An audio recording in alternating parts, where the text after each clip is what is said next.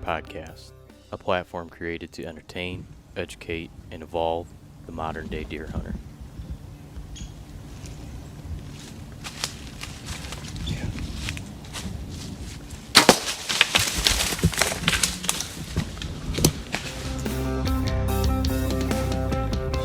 All right, fired up. Here we go. What the hell is today's date? Today is October 21st, and where do we find ourselves? We find ourselves right in the midst of another whitetail deer season, particularly getting into the good stuff. Pre-rut is fall. The leaves are changing colors, falling in some places, depending on how far north you are. Stuff's already starting to defoliate. I was talking to a buddy yesterday, had a buck chasing a couple does around, grunting. It's here. It's happening. I wanted to do a podcast, get some as up-to-date information, try to help everybody along as much as possible here over the next couple weeks. I was trying to think of what to do because I know we have a really broad audience as far as experience goes. I know a lot of you guys that are listening. I've spoke with you personally. It's your first deer season ever. Some guys, they've been hunting for a couple of years. Some of you guys are, seasoned vets, been hunting for 20, 30 years. So, it sometimes can be hard to figure out what kind of information to put out that everybody can take something from. But I feel like we did a good job of that this week. I spoke with Jared Scheffler of Whitetail Adrenaline, and the scenario I kind of put him in was, if you're not familiar with who Jared is, I doubt anybody that's listening to this is in that situation, but you will be after you listen to this, and we've had him on a couple times before. I would advise you to go back and listen to those episodes. He's been the founder and the creator of the Whitetail Adrenaline series here for a decade, and he makes his living, his profession is deer hunting, and he's as good at it as anyone I know. He kills giant deer year in, year out, off the ground with traditional archery equipment.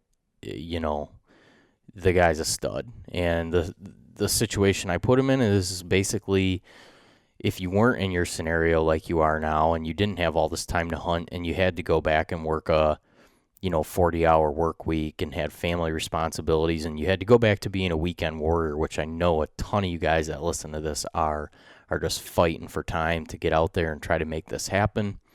What would your approach be? How would you utilize your time? If you're trying to get on a big deer and you have very limited time, or just get a couple deer killed in general. I have very limited time this year. I'm struggling. I've had a couple small opportunities, a couple young bucks right at the beginning of the season that I let walk, that, as the season drags on, if I haven't filled any tags, that won't be the case. I need some venison real bad. It's affecting the quality of my life, literally. I mean, that is a staple of our household for food. I make my lunches with it all the time. And not having it sucks. It sucks balls, man. I've been buying some beef. It's expensive, and it's not as good, and that just sucks. So I need to kill some deer or get some deer meat. What's up, Time's Up Outdoor? You guys killed a bunch of deer already. I know you guys got freezers full of venison. Why don't you hook a brother up? That'd be super cool. You know what I mean? I could use a little charitable donation until I get one of my own down here and in the freezer. So point I'm getting at is I know everybody's got different set of circumstances. I myself, I grew up traditionally a bait hunter. That's kind of how I was brought up. Anybody ahead of me that I learned anything through my family, deer hunting, we hunted over bait. Baiting's now illegal. I'm playing by the rules here in our state. I'm not baiting this year, so it's all running and gunning and hanging in different locations, hunting sign and food sources. And I'll tell you what, I'm having an absolute blast doing it. It was actually at the gas station yesterday, Saturday morning after hunting, and I stopped at the corner gas station to get a coffee, and I saw this guy loading just bags of corn off of pallets into his van, and I just thought, man, I'm glad that I'm not him. I'm glad that I'm willing to, I don't know, take the effort to try to learn how to do this differently. And I feel like, yeah, it might be hard at first, but just like anything else, you start off, it's hard. The more and more you do it, it gets easier and easier. You learn on the fly. That guy, 5-10 years from now, he's not gonna have learned anything or got any farther. I feel like as a hunter, whereas if you are willing to be open-minded and try different things, maybe it doesn't work out for you, and maybe you revisit what did work in the past. But being able to have that open mindset, and recently the hunting public guys were here. I think people watched that and enjoyed that. You saw that with them. They have an open mindset. Sorry. I am still currently recovering in a 3-week spat here of having walking pneumonia. I am for the most part healthy, but still not 100%. What I was getting at is Jared agreed. Same thing. It's an open mindset, a willingness to make moves, and then looking back and knowing where to find the balance on what worked on the past and trying new things, I think is a lot of what we summarized would be the mindset and the approach. So we went down a couple rabbit holes, but for the most part, we stayed on topic. We talk a bit about the rut, his approach to the rut, and then like what has he learned in the last 10 years of deer hunting, having as much time as he has to be outfield and do this and watch deer activity, and if he had to go back to just trying to get it done, with literally what you're talking, maybe a couple weekends, a couple, handful of days out of the entire season, what would be his approach? How would you spend his time? And dude, I loved what he had to say. It was, I felt very informative, and then talk about some bedding and some wind stuff towards the end, which was really interesting to me. Just some patterns that he's seen, some weather patterns that he swears by, that these guys go by, that I would say are completely unorthodox and against what a lot of what I have heard in the past, and something that I'm going to start paying attention to. It was very interesting conversation. So I hope everybody enjoys the hell out of it. I hope everybody's having a great deer season so far. It is about to be on fire. Like right now, it's the 21st of October. I mean, the next 3 weeks, the next 4 weeks, basically the next month is like, man, what we live for. We're right here in the thick of it. So huge thanks to all the Patreon guys that chip in and help the show along.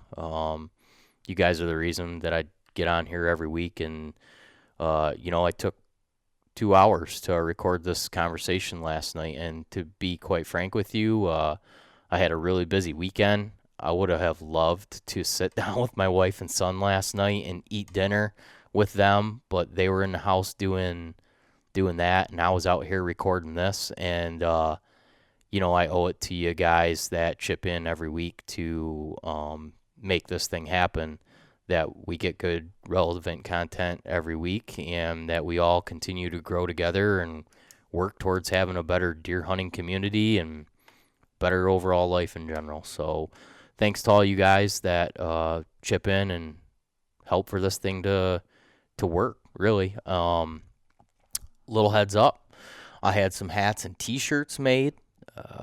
I had this done a couple weeks ago. I didn't want to say anything about it because it's been all I can handle to keep up with the orders of the film. I got a pretty good handle on that now, so I'm getting ready to put the hats and t-shirts up on the website for sale. And I'm going to tell you what I'm going to do. I'm going to use the money that we get from these hats and t-shirts, which if anybody's done hats and t-shirts, there's not like a big, there's, I guess if you're a big giant entity, you can make some money off the stuff, but it's pretty small profit margin. It doesn't make much money. It's just nice to be able to, I guess, get your gear on people that like your show, and kind of helps get your name out there and build your audience a little bit. And I'll tell you what, we spent the extra money and got the nicest shirts and the nicest hats that we could. I didn't even know this was a thing. There is a fitted flex fit hat. Some of you guys might know that, but I didn't. So it's like your traditional fitted, not fitted, like a Richardson, like a snapback adjustable hat. But then it has the flex fit technology in it with the elastic band in it. So it is officially the most comfortable, ball cap that I have ever worn. And they're pretty straightforward. I'll get some pictures of them and get them up for sale here, and I'll make sure that I make the statement as soon as they're available, that I let everybody know through here. It'll probably be next week. I'm thinking this week I'll be able to get them up. I mean, if you do go on our website, you can go into shop and look and see if they're up there, but I will let everybody know as soon as they are. And then there's a light gray and a dark gray Deer Hunter Podcast t-shirt. They're I like the way they came out. The guy that did them for me is a local guy. He did a great job. My wife designed the graphics, and any of the money that we make off of these, I will put into, as requested. I can't even believe I'm going to put my name on this damn thing, and that a shirt #twat is going to be floating around, and it's going to have the Deer Hunter Podcast name on it. But I can't ignore the amount of requests that we have gotten for the #twat tactical whitetail assault team t-shirt. So that's going to happen. I'm putting this stuff up. Once I have got and covered the cost of this and I have enough money to make a run of #twat shirts, they'll be available as well. So jump online to deerhunterpodcast.com and get your hat, get your shirt right here during hunting season. Support the show. And they are, like I said, they're a nicer hat, nicer t-shirt. And if anybody has sizing questions or anything, just, as they say, hit me up on the, or DM me, slide into my DMs on Instagram, or email through, there's an email contact on the website. Those are the two best ways. I'm rarely on the Facebook. I see guys right in there every now and then. I jump on there every couple weeks. It's just I'm not real active on there. So Instagram or email is definitely the best way. And then lastly, if you like what Jared had to say today on the podcast, go to whitetailadrenaline.com. Check out his videos. I know a couple guys have said some stuff to me when I posted about them before that they had never watched them. And if you haven't, I'm almost jealous, because you have ahead of you in store to view what I think is the best whitetail deer hunting production that's ever been put together. Specifically this past season, his bow DVD is just, it is stupid. It is ridiculous, the footage that these guys got. And the gun hunting stuff is outstanding as well. These guys, their tagline has been as real as we can film it. And I can testify to that. It is. You're not going to see anything like this anywhere else. And I watch a lot of hunting content in general, probably too much. So, yeah, I'm going to, in the show notes, I'll have a link for our website, for Jared's website, and then I'll also attach the trailer for this year's Whitetail Adrenaline. So if you just scroll down to the bottom of the show notes, whatever platform you're listening to this, there'll be a link in there you can click and go right there and check that stuff out. So, again, huge thank you to our entire listening audience. I wish you guys the best luck in the woods for the next couple weeks to come. if you guys are putting some deer down. I seen all the arrows that I made. That's super cool. You guys all been messaging in. I can't believe that. I made whatever 10 dozen custom arrows for guys this year, and everybody's been sending me pictures of those arrows covered in blood and running them through deer, and that's a cool thing to see. But post those pictures, tag us in them, post them on our Facebook page. Tag me in them on Instagram, send them to me, email them to me so I can repost some of that stuff. I absolutely love seeing it. So best of luck to you guys here in the weeks to come. We'll be right back here next week. I don't know who we're talking to or what we're doing. Ryan's up north right now on a float hunt. He's floating the Sable River for 4 days, camping and bow hunting. He's coming back, I think, as we speak. He's been gone for like the last 3 or 4 days. So I'm thinking me, him, and Drew will probably get together this week and kind of recap our first couple weeks of hunting season and talk about what's coming here in the next couple weeks. But who knows, man? We've been flying by the seat of our pants here as of late. So huge thanks again, guys. Take care. Good luck in the woods, and we'll catch you back here next week. Hey, what's up, man? Hey, dude. I just happened to look down. I must have bumped my phone onto silent on the ringer, too. All right, huh? Oh, I don't know when the hell I did it, but I just happened to look down and you were calling. So. Well, it worked out good. I was wondering why, because I missed your call and I missed another call a couple hours ago. Why? What the hell are you up to? What's that? I said, what the hell are you up to? Me? Yeah. I'm just, living life, man. Where are you? What's that? Where are you? Can you hear me good? What's that? Can you hear me? Yeah, I can hear you fine. Can you hear me all right? Yep. Everything's perfect. I'm just dialing in some audio levels, but looks like I got everything spot on now. So I got the recorder in. I don't know when I'll cut the audio in, but I got everything all. I'm just doing a little surgery on my elbow is all. Doing what? I'm doing surgery on my elbow is all. Really? Yeah, I slammed it on the rocks Tuesday morning, and it's been getting pretty painful and swollen up. So I just cut it open here. Did you? What happened? You break it open? Well, no, I crushed it. Like I fell when we were going into the mountains at about 2 a.m. or whatever. Okay. And we weren't using headlamps because there's other hunters, and we just didn't want. You don't want to give away your position really all that bad. I mean, that might sound like the opposite of what you should do,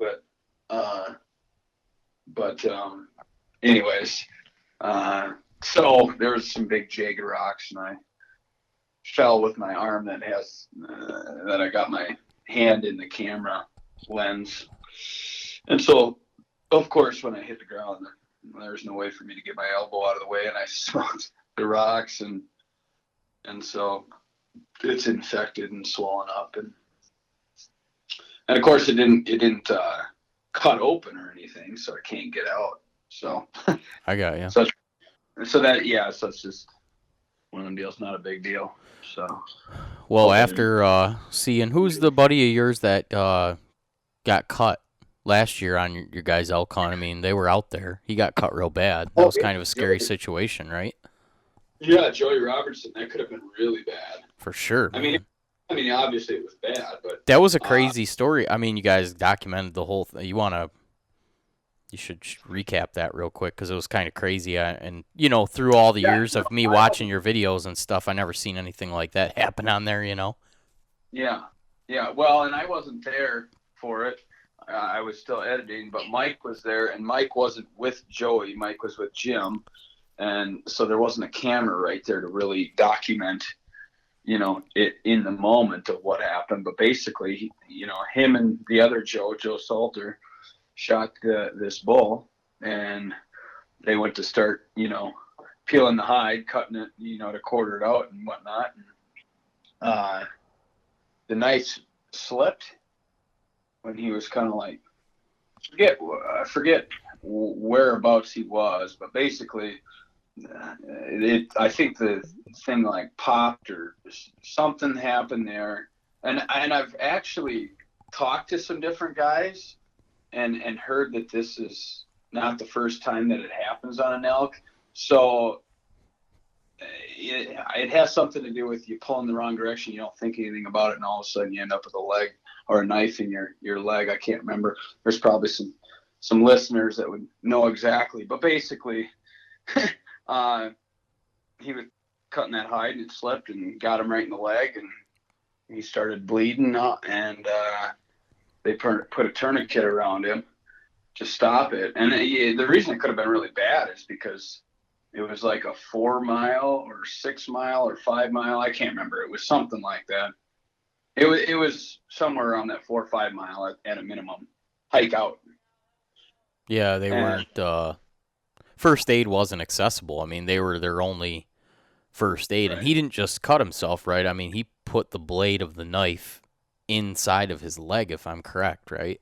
Yeah, I think he was I want to say he was in a deal for a few months. He was in a had some sort of brace thing. I'm pretty sure. Yeah, it was nasty. It was But it could have been real bad. for sure. But it worked out. It ended up working out about as good as you could have a situation like that if it happens, because the one guy ended up. So Joe ran out. They didn't have cell phone communication. They ended up calling in search and rescue. And I think because they couldn't get in contact with them, it was kind of in and out. And you know, there's one of them deals where I suppose if you can 10 feet away, you got service, you know, Right. and they couldn't get in touch with them. And so they got, you know, obviously they didn't know the circumstances. And it ended up working out pretty good because he shot the bull not that far from some private, but obviously it's a 4 or 5 mile hike through national to get there. And they ended up getting Joey off the mountain through the private, and then it turns out that opened up a door for them to get their elk out through that too. And Jim shot one a few days later, and now they had a relation built with that guy, and they still walked in through the national, but if they shot one, they were all right with them taking it out through there. So it worked out really well, I guess, in that regard. Yeah, right. That's good for Robert's leg. Yeah, right. That's where your buddies say, dude, you really took one for the team on that one, you know, stab yourself in the leg and we get to haul our elk out of here, not 5 miles. Right.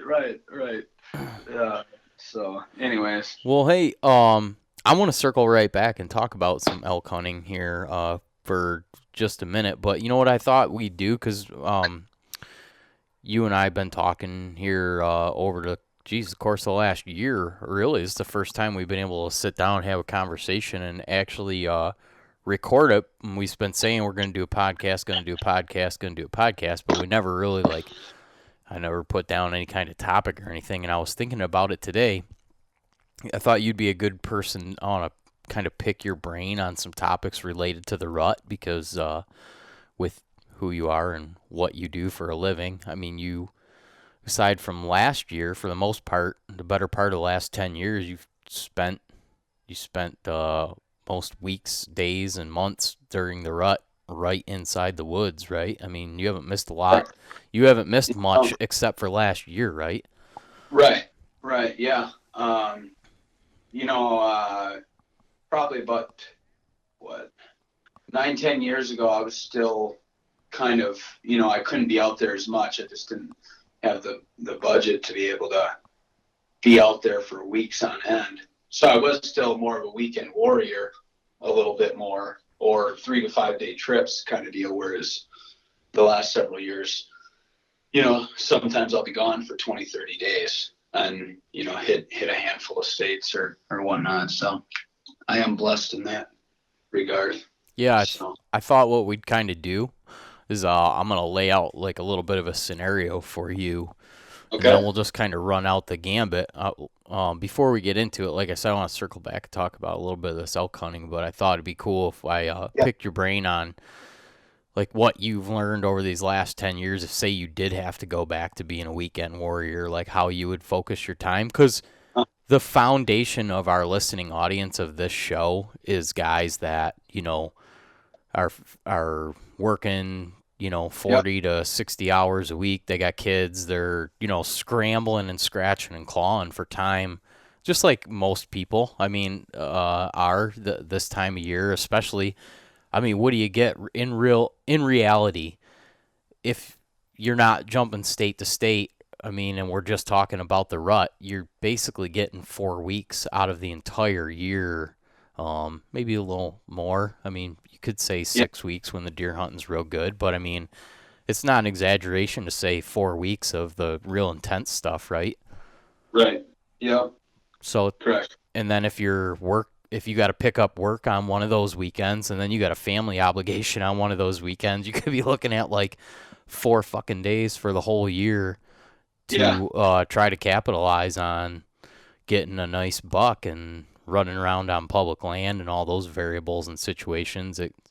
It's tough, but I mean, there's guys that do it year in, year out, and I hear a lot of guys that hunt a lot say that they don't actually like the rut anymore because the deer get so they get off their patterns, and it's easier to kill an older mature buck when he's on a pattern like Uh-huh. in October. But I think that requires having a little bit of time to kind of play that game. Yeah. Whereas, Correct. you know, November, let's say November 7th to November 20th, probably if you're just, I don't want to say randomly going out there, but if you're limited to that time to actually get out there and kill bucks, probably your higher percentage of odds. Or have you transitioned into being more of like an not the rut since you do have more time, or are you still a big fan of the rut? Yeah, I'm a big fan of the rut. I just flat out I do really enjoy it. Um, it's probably my most favorite time of the year, and I think part of the reason why I love it so much is well, it's a number of different factors, and one is you have a really like for my approach for people that don't know it. This is my 10th season of doing everything on the ground. So, and by on the ground, I mean going to that animal, spot and stock. I mean, I might set up, but it's not ground blinds and waiting for them. Generally speaking, it's a very aggressive approach. And so those mature bucks sometimes get more visible at that time of the year. And my style also doesn't involve. I haven't done any pre-scouting or summer scouting and all of that for over a decade now. And so I don't. I guess whitetails at that time of the year during the rut, they're not obviously as predictable as to what they're going to do, but they're more visible. And all I need to do is get that visual to put together a game plan right now. I don't need to know the history of the deer or anything about it in the past. So I can go into a state or an area I've never hunted, know nothing about this deer. As long as I can get a visual on him and he's on public land, I can put together a plan to. A lot of times we can get into bow range on them. The trick is always when we're filming two guys out there pulling off the shot. That's the most difficult thing about I think about what we do and hunting whitetails on the ground is actually pulling off that shot because I'd say better than 50% of the time that animal has you pegged before the arrow leaves the bow. And so there's a lot of different things. You're rushed. Maybe you've crawled out there. You don't have time to range find. There's a lot of different things there. So I got sidetracked a little bit there. The rut is still my all-around favorite time of the year, but I'm getting pretty close to the last year. I got quite a bit of late season stuff in. Didn't kill, but we were very close on a couple of situations on good caliber deer, 150 or better. The season before that, I almost got about 160 incher late season. Twice I should have had them snuck within longbow range of him. Just things just didn't quite come together. That footage, none of that footage ended up making our videos. And then even early October here this year, we had a few different situations where the cards just didn't fall right, but we were getting on them. So it's not being aggressive like that on the ground isn't something that only works during the rut. It can work. The one cool thing about it outside of the rut is, like when you do get that visual outside of the rut, a lot of times if you play your cards right, he's going to be within that vicinity unless you do something to bump him out. A lot of times he's going to be there to play the game again the next day. So you can still be aggressive, but generally during the rut, I'm all in because that deer could be a long ways away, could be off public the next day. There's a lot of variables because it's the rut. So does that kind of make sense? Absolutely, and it parlays well into the elk stuff that I want to kind of jump back onto, because it sounds like the western topography is a little more conducive to the style that you're talking about, getting eyes on them, being able to go. I mean, you're not talking about glassing up a 10-acre bean field with 40 acres of timber behind it, because obviously you're limited in that regard. But you go out west and tens of thousands and hundreds of thousands and millions of acres of land where that is possible. And I mean, you guys have been going out and putting the hammer down on some awesome elk hunts. Are you liking it out there? I mean, it sounds like it's more conducive to your style. It's here's okay. So to break it down, the thing I love about the elk hunting is a lot of times they're going to be on public, or you can find big bulls on public. Now, in the whitetail game, a lot of times I have a lot more frustrating situations where this deer is on private and there's nothing I can do about it. Now, on the elk side of things, my frustration is generally I can find, big bulls on public, but trying to, it's not like a lot of those, when I spot a good whitetail, I can put together a plan right now a lot of times and make a move. But on an elk, a lot of times where you glass them or spot them, it's a half a day hike or the better, a good hike in there to get at them. And you might not, a lot of times you don't have time to pull it off that day, if that kind of makes sense. Because I mean, some of those situations, you'll spot the bull at 9, 10 in the morning. You might have a 2-hour ride in a vehicle to get up these mountain roads to shorten your hike. And then on top of it, you might have a 3-4 hour hike in there. And by that point, the sun might be going down, Yeah, that's crazy. You're just glassing that far of distances, huh? Oh, yeah. Yeah. We had a big bull in Colorado on a bow hunt this year. And we could see his rack at 6.8 miles is what we picked it up. I mean, I've spotted elk, out around the 10-mile range. But really? Yeah. Oh, yeah. What kind of optics are you using to do that? Well, it was, to be exact, it was 9.9 miles. It was a few years ago in Montana, and I was on a mountain, and I had my 12 by 50s. Those were Vortex razors. I think they were brand new then. I think, if I remember right. But I glassed, and I was like, God, that sure looks. I'm pretty sure that's elk. The lighting wasn't ideal, so that plays a big factor too in being how far you can actually pick stuff up. I wasn't exactly sure, but I had a landmark right there, and I had a landmark where those elk were, and I had a landmark where I was glassing from, so I was able to get off that mountain and drive over there closer, confirm that, yep, those are elk, in fact. Like, I was pretty sure they were, but not 100%. And I was able to, because I had the two landmarks, I could draw a line on the GPS that told me it was 9.9 miles. So, right. but Oh, I mean, I glass elk all the time at, I mean, 3, 4, 5 miles. That's pretty common. Hmm. I mean, a lot of times I'm setting myself up in a position to do that because I can glass a lot more of the mountain.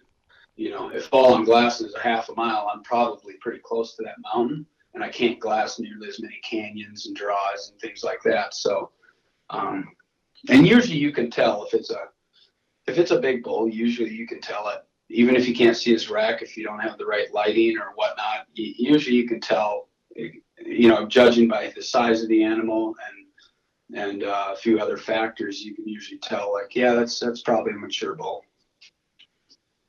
So, Yeah. but that's the trade-off. You know, like on the whitetail side, my frustration is a lot of times those deer are on private, and with the elk, a lot of times I can find good bulls on public, but then one of the drawbacks for me is when we're filming like that with our big camera setups, which is what we've been filming it with, to take all that gear in there and then batteries and all that, you can't. We're just not set up to do a backpack hunt for 5 days and stay on the mountain, which really has hurt the bow hunting side of it. So I'm going to put together a pretty good camera setup for doing some of that backcountry stuff for next year. That'll so that way we still get the high end quality footage.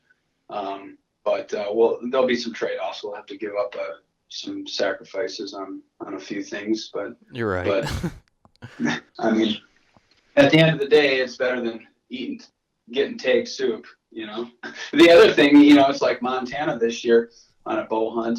I got rained out for there's 5 or 6 days. I got rained out, and I was going to get 30 more hours of rain, so I just pulled the plug. I had to eat it. You know, it's like we can't take our gear out in that. So it's a little frustrating in that regard too. But we found a killer spot. We had 14 different bulls spotted at the same time on a mountain, and you could walk.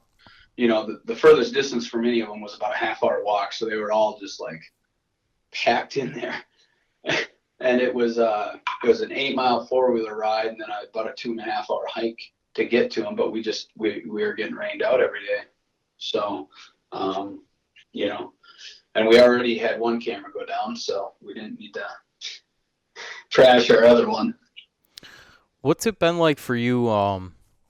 Obviously you've killed a lot of big deer, and now you guys are killing bunch of elk. I know because it's like seems like a little more of a stretch or a pipe dream for a lot of guys that are whitetail hunters here in the Midwest, because they've got to travel and go out there, and it's just you know, an elk's not a readily available tag here in Michigan Right. or Illinois or whatever. So I know a lot of people that do start to go out west, they really fall in love with elk hunting because they don't have that opportunity here. I mean, you have the opportunity to do both. And in my experience in being around elk, it doesn't seem like they're as switched on and as savvy as whitetails, but it could just be my limited experience with the Michigan herd here, which is like a lottery system. They don't get a lot of pressure put on them except for a couple select weeks, so I'm sure that plays a big role on it. But do you feel like I don't know, how different is it for you hunting elk than hunting whitetail? In some ways, I feel like they're not as savvy as a whitetail, and in other ways, I felt the complete opposite. There's definitely been times where I've been on elk or hunting elk, and I felt like, wow, I would have totally gotten away with that with a whitetail, and I did not get away with that with these elk. So I've seen it both ways. I think What do you think one, that is? I'm kind of curious. Just that makes me you know, very curious. I haven't put my finger on exactly what that is. One thing, I feel like an elk has every bit of the eyesight of a whitetail. They say their nose is about 3 times as good as the whitetail, Really? which yeah, that's what they say. Well, I shouldn't say that's what they say. I've read that a couple of times. I don't know for sure, but I do know that I haven't seen a situation where I felt like their nose was worse. I know that.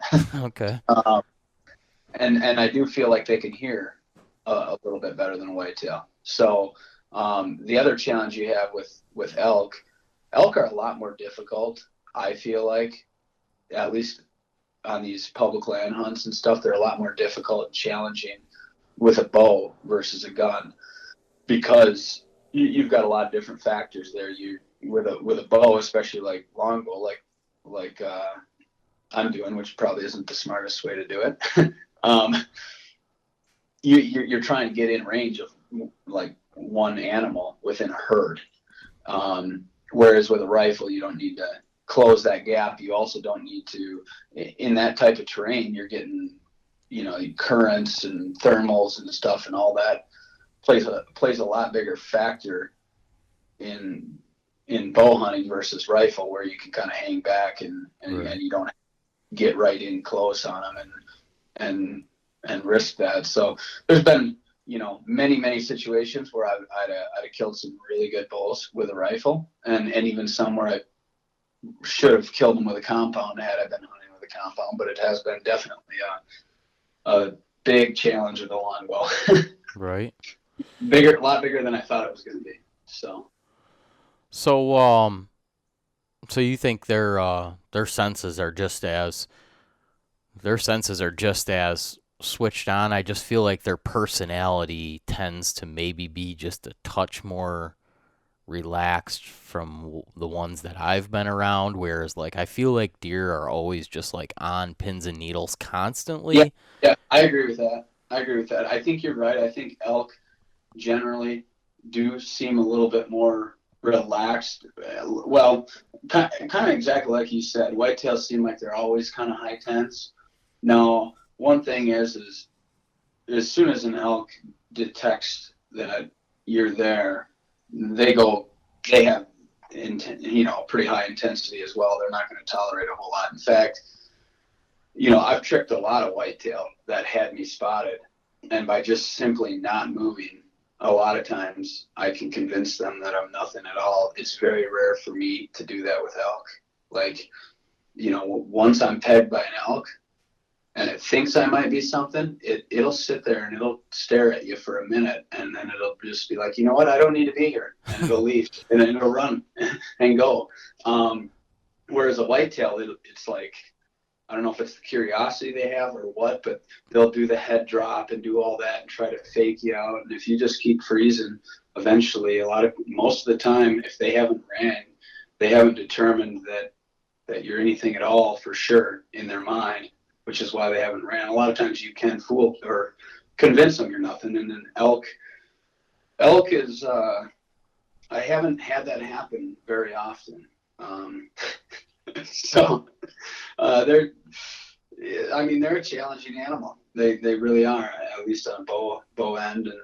And if the ground was more flat like whitetail, then I'd maybe feel differently. That's really working against the hunter on a lot of those situations and hunts too. For Is the terrain, sure. just getting to them.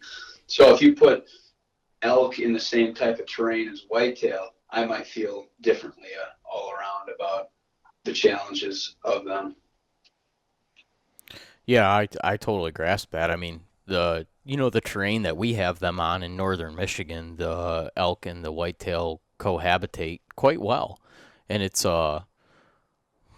pretty biodiverse. I mean, there's big cedar swamps, there's cattail marshes, there's oaks, coniferous forest, a blend of, there's huckleberry swamps and tamarack swamp. There's just so much different, and they seem to coexist real well on like a large scale, but on a small scale, it does seem like they like to keep their distance from what I've seen. But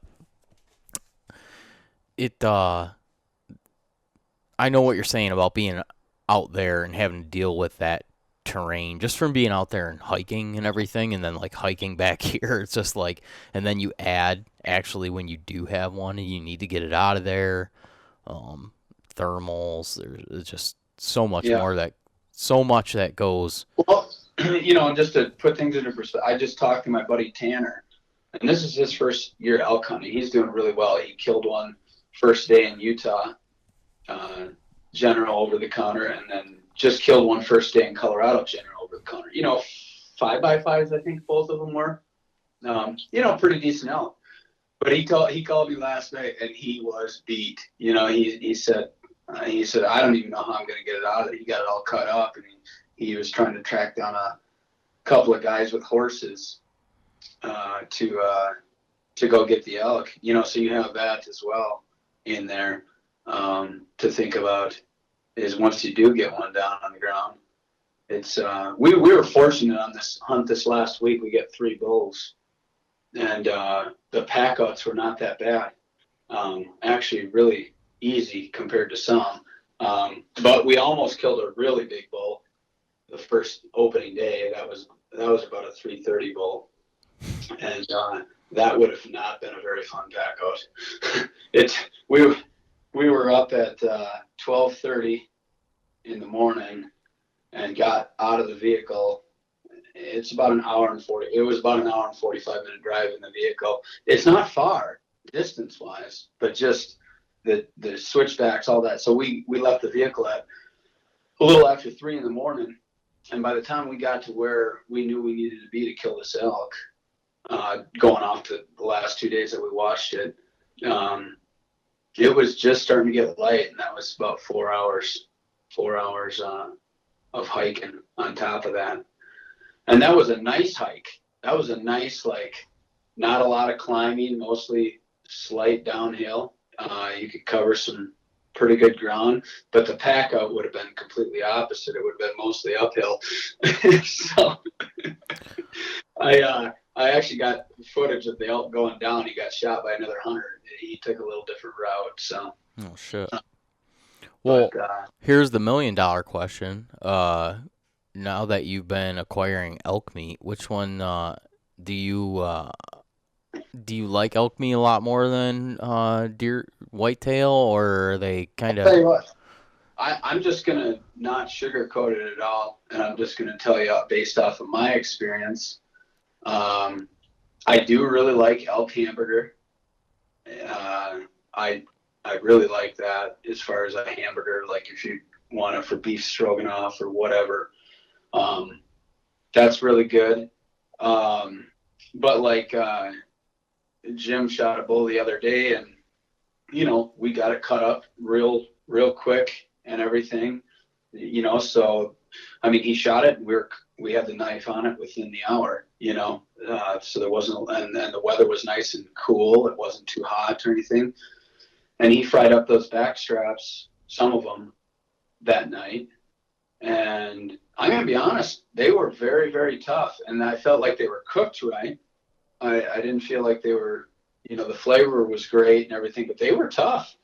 But I've had whitetail, that is tough too.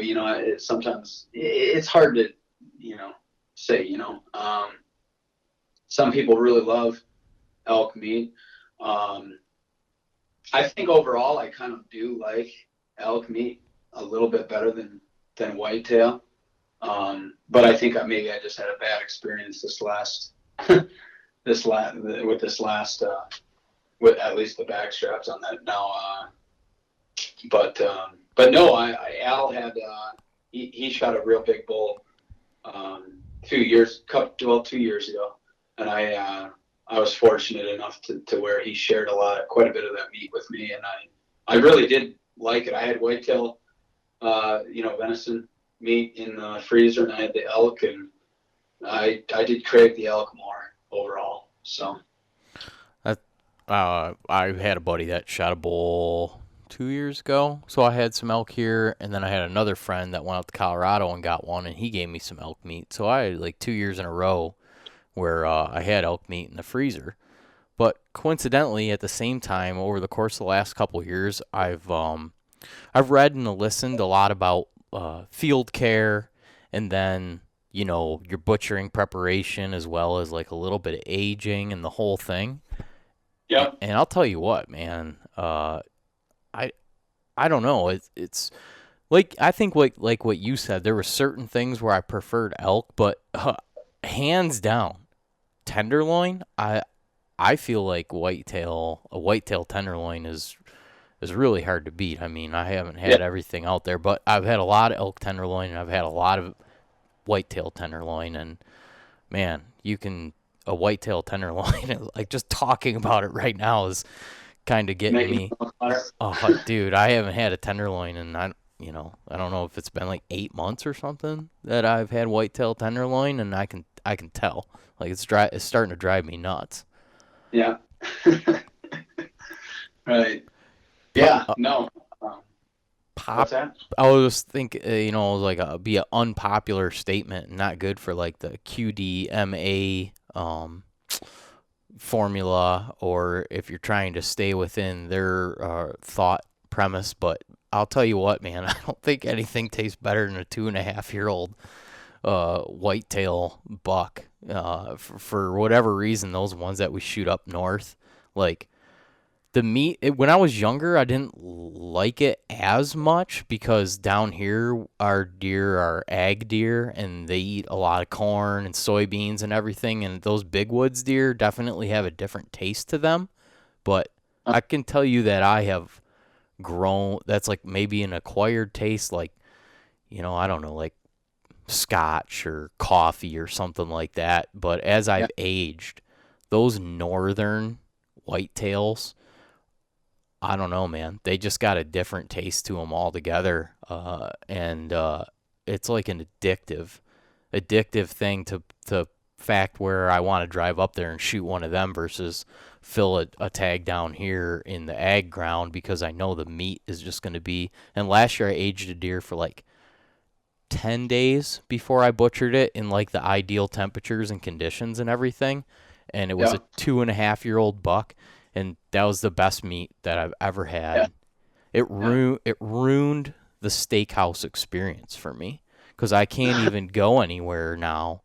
You can go to a real fancy restaurant and you can order $30 steak pretty easily. And it's unfortunately, you're going to probably be a little disappointed in if you know how to perfectly cook a venison tenderloin. Uh-huh. Yeah. Yeah. No, that aging too. That I've done that, and that definitely I feel like helps. I don't know what it does, but I definitely like to do that. About 10 days, like you say, and it does seem like it's just more flavorful or tastes better and just all around better. So I've definitely experienced with that and and prefer it that way. What But what's your plans going forward here? So you're just getting where did you say you are? Montana, You're in Montana. Are you done hunting elk? I know you told me I'm you just guys I'm just would you guys just I'm fill just 4 tags or something?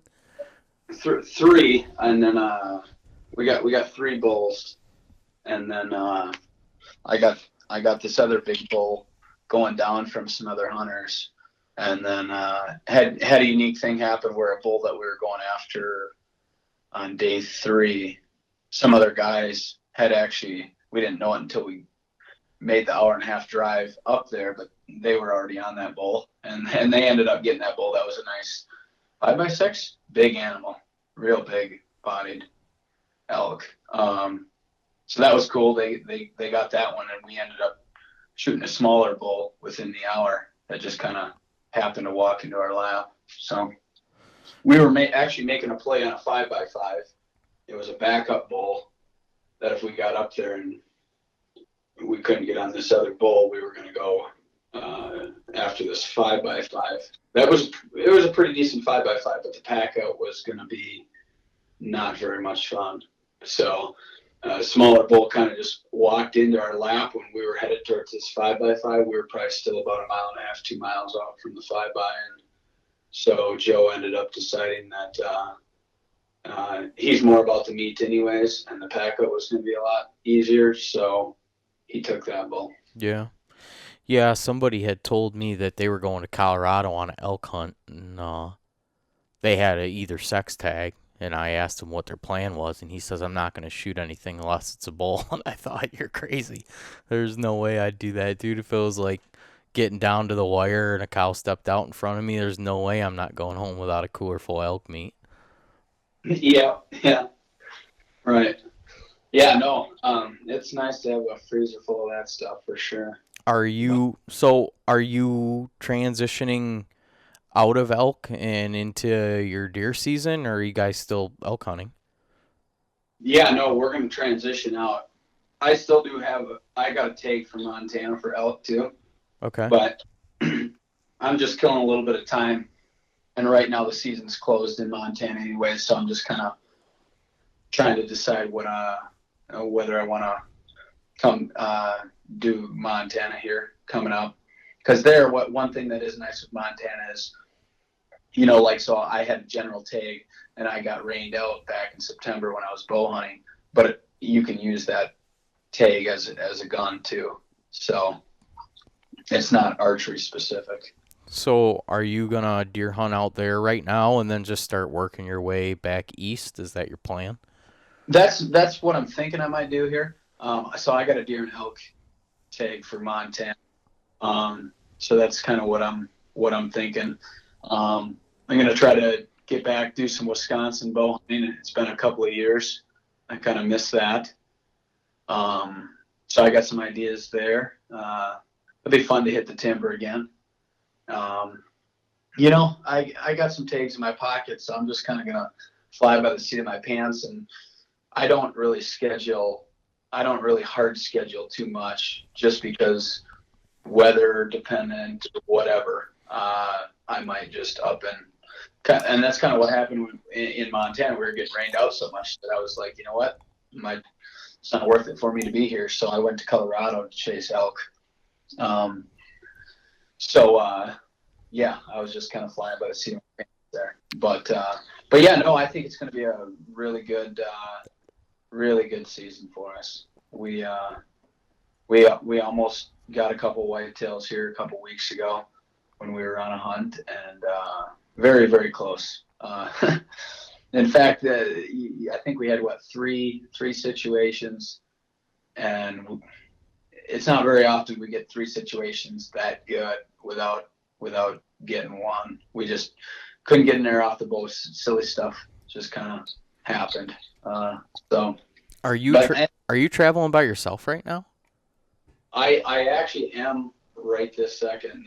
Matt he's gonna fly in tomorrow and start filming. Okay. So I solo filmed the Idaho stuff. I got all three kills on video in Idaho, but yeah, then we're gonna be rocking pretty good by November. So Do you think that adds a ton of value to, or it adds a lot to why you're able to be successful, is because you can move around? I mean, like you just said, I don't make a plan until that. I mean, what's dictating it? Like, hey, yeah, it's happening here right now. Hey, look at this weather here right now. Like being able yeah, to move around and not be married to a scheduled date. yeah, it's part of being adaptable, and I think if you're going to be a do-it-yourself hunter, especially if you have limited time too, you have to be adaptable. You have to be aggressive. And I'm not saying you got to be aggressive to the point where you're running through the woods constantly or whatnot. There's a definitely balance. A passive aggressive, a good balance on a passive aggressive approach is I think the best approach. And when I say passive aggressive, it's knowing when to be aggressive and to move, to pull the plug, to do whatever it is that you need to do aggressive. And then there's times where you really need to put on the brakes and go into passive mode too. And, there are times where being patient pays off. But I'd say being aggressive brings you more results, from what I've seen. And it was years ago. Oh, that would have been 2010. That was back when I was still more of a weekend warrior, so to speak. When I say weekend warrior, I mean some of these out-of-state trips would be 3 to 5 days, so they aren't completely weekend, But I remember Scott and I, we did a trip where we did 3 days or 2 days. It was 2 days in, nope, it was 3 days. It was 3 days in Iowa. I hit it. I almost killed a big one the first morning, and I missed. And then the next day we came back, and that spot was ice cold. It was full of, we've seen 3-4 shooters the day before, and quite a few does and stuff. And it was ice cold the next day. So being on the ground, we quickly pulled the plug, jumped in the vehicle, drove to a different public area, ended up getting on a nice 10-pointer. I ended up hitting that deer high up in no man's land, and we spent a good part of the day trying to catch up with that deer, which we did a couple of times, but he was just doing very well, we'll say. And then he ended up getting on private. When we looked at the footage, then we realized, well, there's no way this deer's not gonna die unless you get another arrow in him. He's not vitally hit. So Scott had a Kansas tag. We decided to burn to Kansas because I was like, well, I missed one, and now I hit this one high. I need a little time here to regroup. And we went to Kansas, hunted there for 3 days. So we didn't have a lot of time between two states. He didn't end up killing. We were close on a couple. And then we hit Iowa on the way back. Our plan was just to hit it for part of the day on the way back. And we burned back into the original spot, and now we kind of knew, like, okay, we need to put on the brakes going through this, spot and we had only been in there that a few days before. So it's not like we had this area all pre-scouted and all that. And it worked. The plan worked perfect. I ended up shooting a 140-inch 8-pointer. But that was, we were being aggressive. We were being adaptable. That first day it was hot. The second day we got in there, realized it was cold. We quickly pulled out, found a different buck. I ended up, unfortunately, hitting the deer high. Then we burned to Kansas, almost got one there. We didn't, like I said, we didn't have a lot of time to hunt these two states. We had like 6 or 7 days.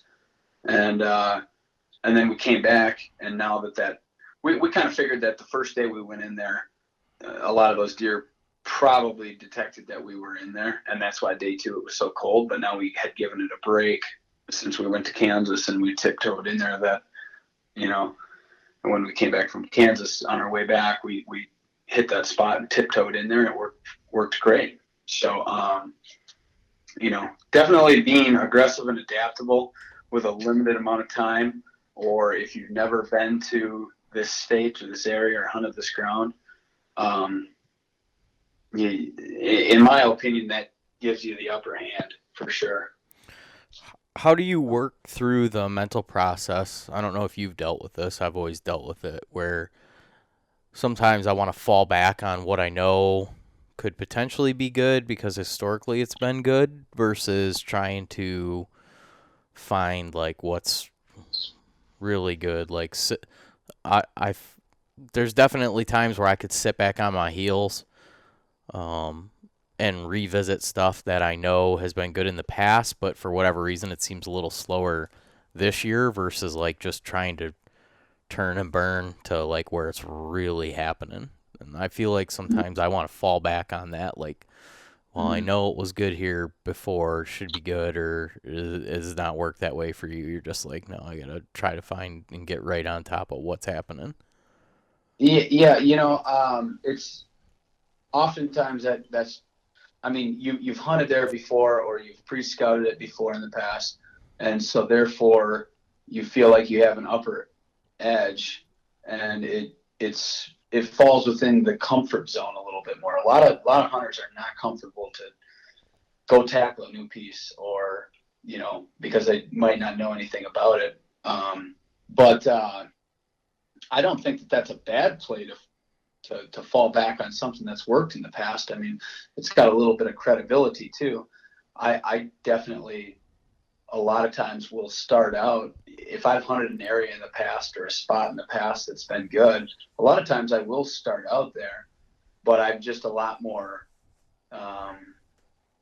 I'm very aware that just because it was great in the past doesn't mean that it's going to be great on this trip. And that goes, I try to apply that on a daily basis. Like just because this spot was great yesterday doesn't mean it's going to be great today. So, sure, I might start out there, but if I don't get the visuals, if I don't get the feeling that it's worth my time, I pulled the plug and I started investing my time on other areas, other spots, other pockets. And maybe I'll burn back in a few days and check on it. I might not completely write it off the list, if that kind of makes sense. But Absolutely. that's part of that aggressive approach. So yeah, Well, but it funnels me right into the exact topic that I wanted to kind of pin you into, because I guess the reason that it's stressful for me is because I might know it's like, hey, I'm getting off work early on Tuesday. I'm going to be able to hunt Tuesday. I'm not going to be able to hunt again until next Saturday. So I'm trying to make the most of these sits, but at the same point in time, I know there's like a good deer in the area, so I'm trying to target him, which sometimes doesn't put me in the best situation to see a large volume of deer. So it's always like a stressful thing for me with limited time, because ideally that's what I would like to do too. I'd like to just get in and work around, and if it's not happening there, just make a move. But if you only have a handful of days, how do what would be your strategy to trying to find the balance there? If you put yourself in that situation, now knowing what you know and doing what you've done, say you're, working and you're just going back to literally, having a couple weekends in a month or whatever to try to get on a nicer buck, or just fill a handful of deer tags in general. I don't know. You ever put that thought process into your head? Like, God, what would I do if I, didn't have this situation next year yeah, where I have time? yeah. I mean, if you're getting off, like, let's just say that you're getting off work early enough in the day Tuesday that you can have a Tuesday evening hunt, and then you're not going to be able to hunt again for 4 or 5 days or whatever. You kind of, in a situation like that, you're kind of going all. You're going to have to, generally speaking, go all in.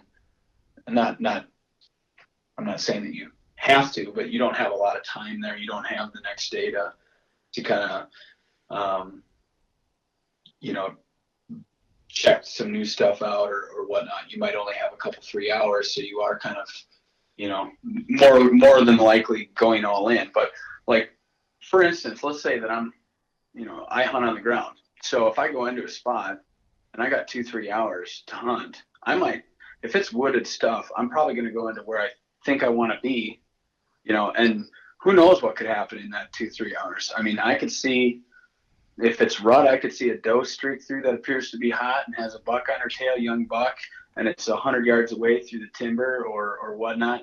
Well, being on the ground, I might shift over there. It would probably be very wise for me to shift over there. Or if I'm hunting a brand new spot and I see deer movements going on over there, it's going to be wise for me to slip through the woods and get over there. And it might only take me 10 minutes to do that. So I'm, when I'm saying be aggressive and adaptable, I'm saying you might not, in 2-3 hours, you may not have enough time to completely scrap the whole area and relocate and have a good hunt, but you might be able to shift your location within the vicinity with the amount of daylight you have left in the day to make it happen. And I've seen that scenario play out many times where I should have,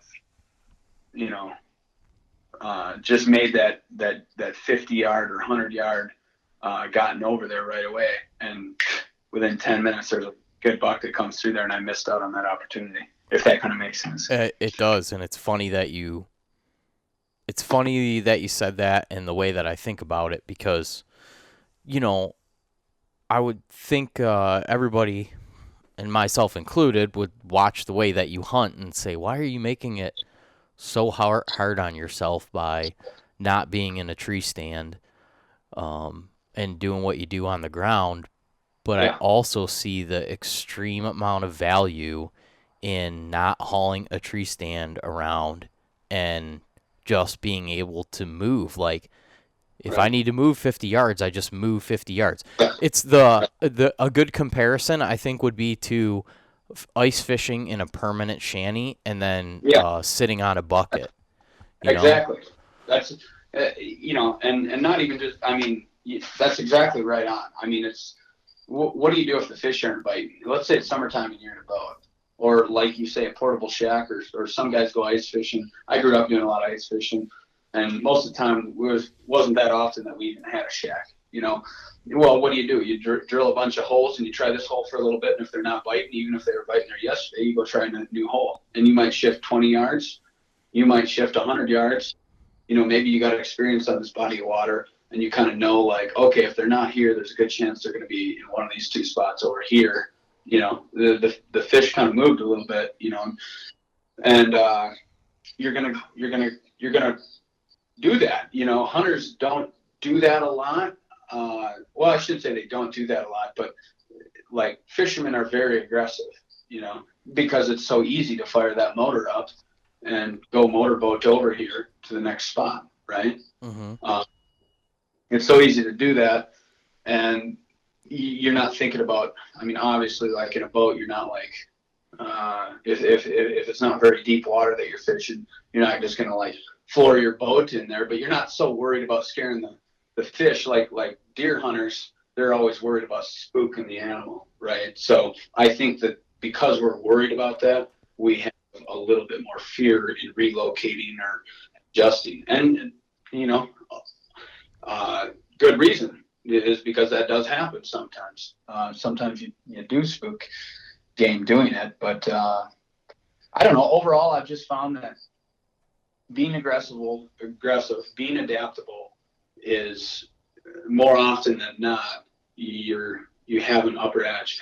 And I've definitely had people that are like, negative about the way we hunt and like, oh, you guys don't know what you're doing. You should be sitting in tree stands. Well, if we sat and I can tell you this, if we sat stationary and never did any pre-scouting, didn't know the land, didn't know the ground and how the deer used it and this and that, did all these out-of-state hunts, there's no way we'd be nearly as successful. And some years we don't have a great year. But if we don't have a great year, that means we put down 6-7 respectable animals on video on public land. That's having a bad year. I think that would be an exceptional year if we were stationary hunters on public land, if that kind of puts things into perspective, It does for sure. And how you were talking, well, how I started out the conversation about saying about revisiting things that you already know are good versus looking for the next best spot. Amplify that over the course of 10 years.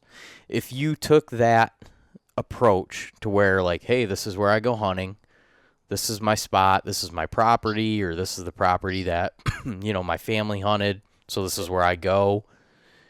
Amplify that over 10 years. If you've just been going to that same thing because you know that it's consistent and it's there, what have you learned versus the mindset of, hey, I'm going to go find something new?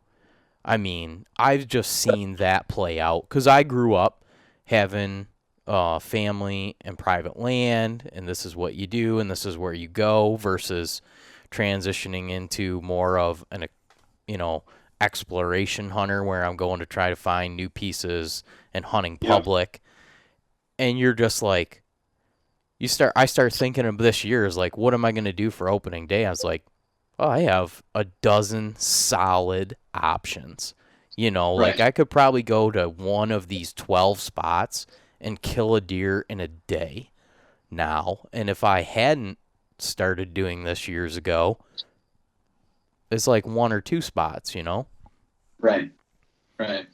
So yeah, you're putting more eggs in your basket. Yeah, and you're learning a lot more in the process of doing that because you have a lot greater experience. You have a lot more overall experience with different scenarios, different terrains, different ways the deer are utilizing this. So you end up learning a lot more.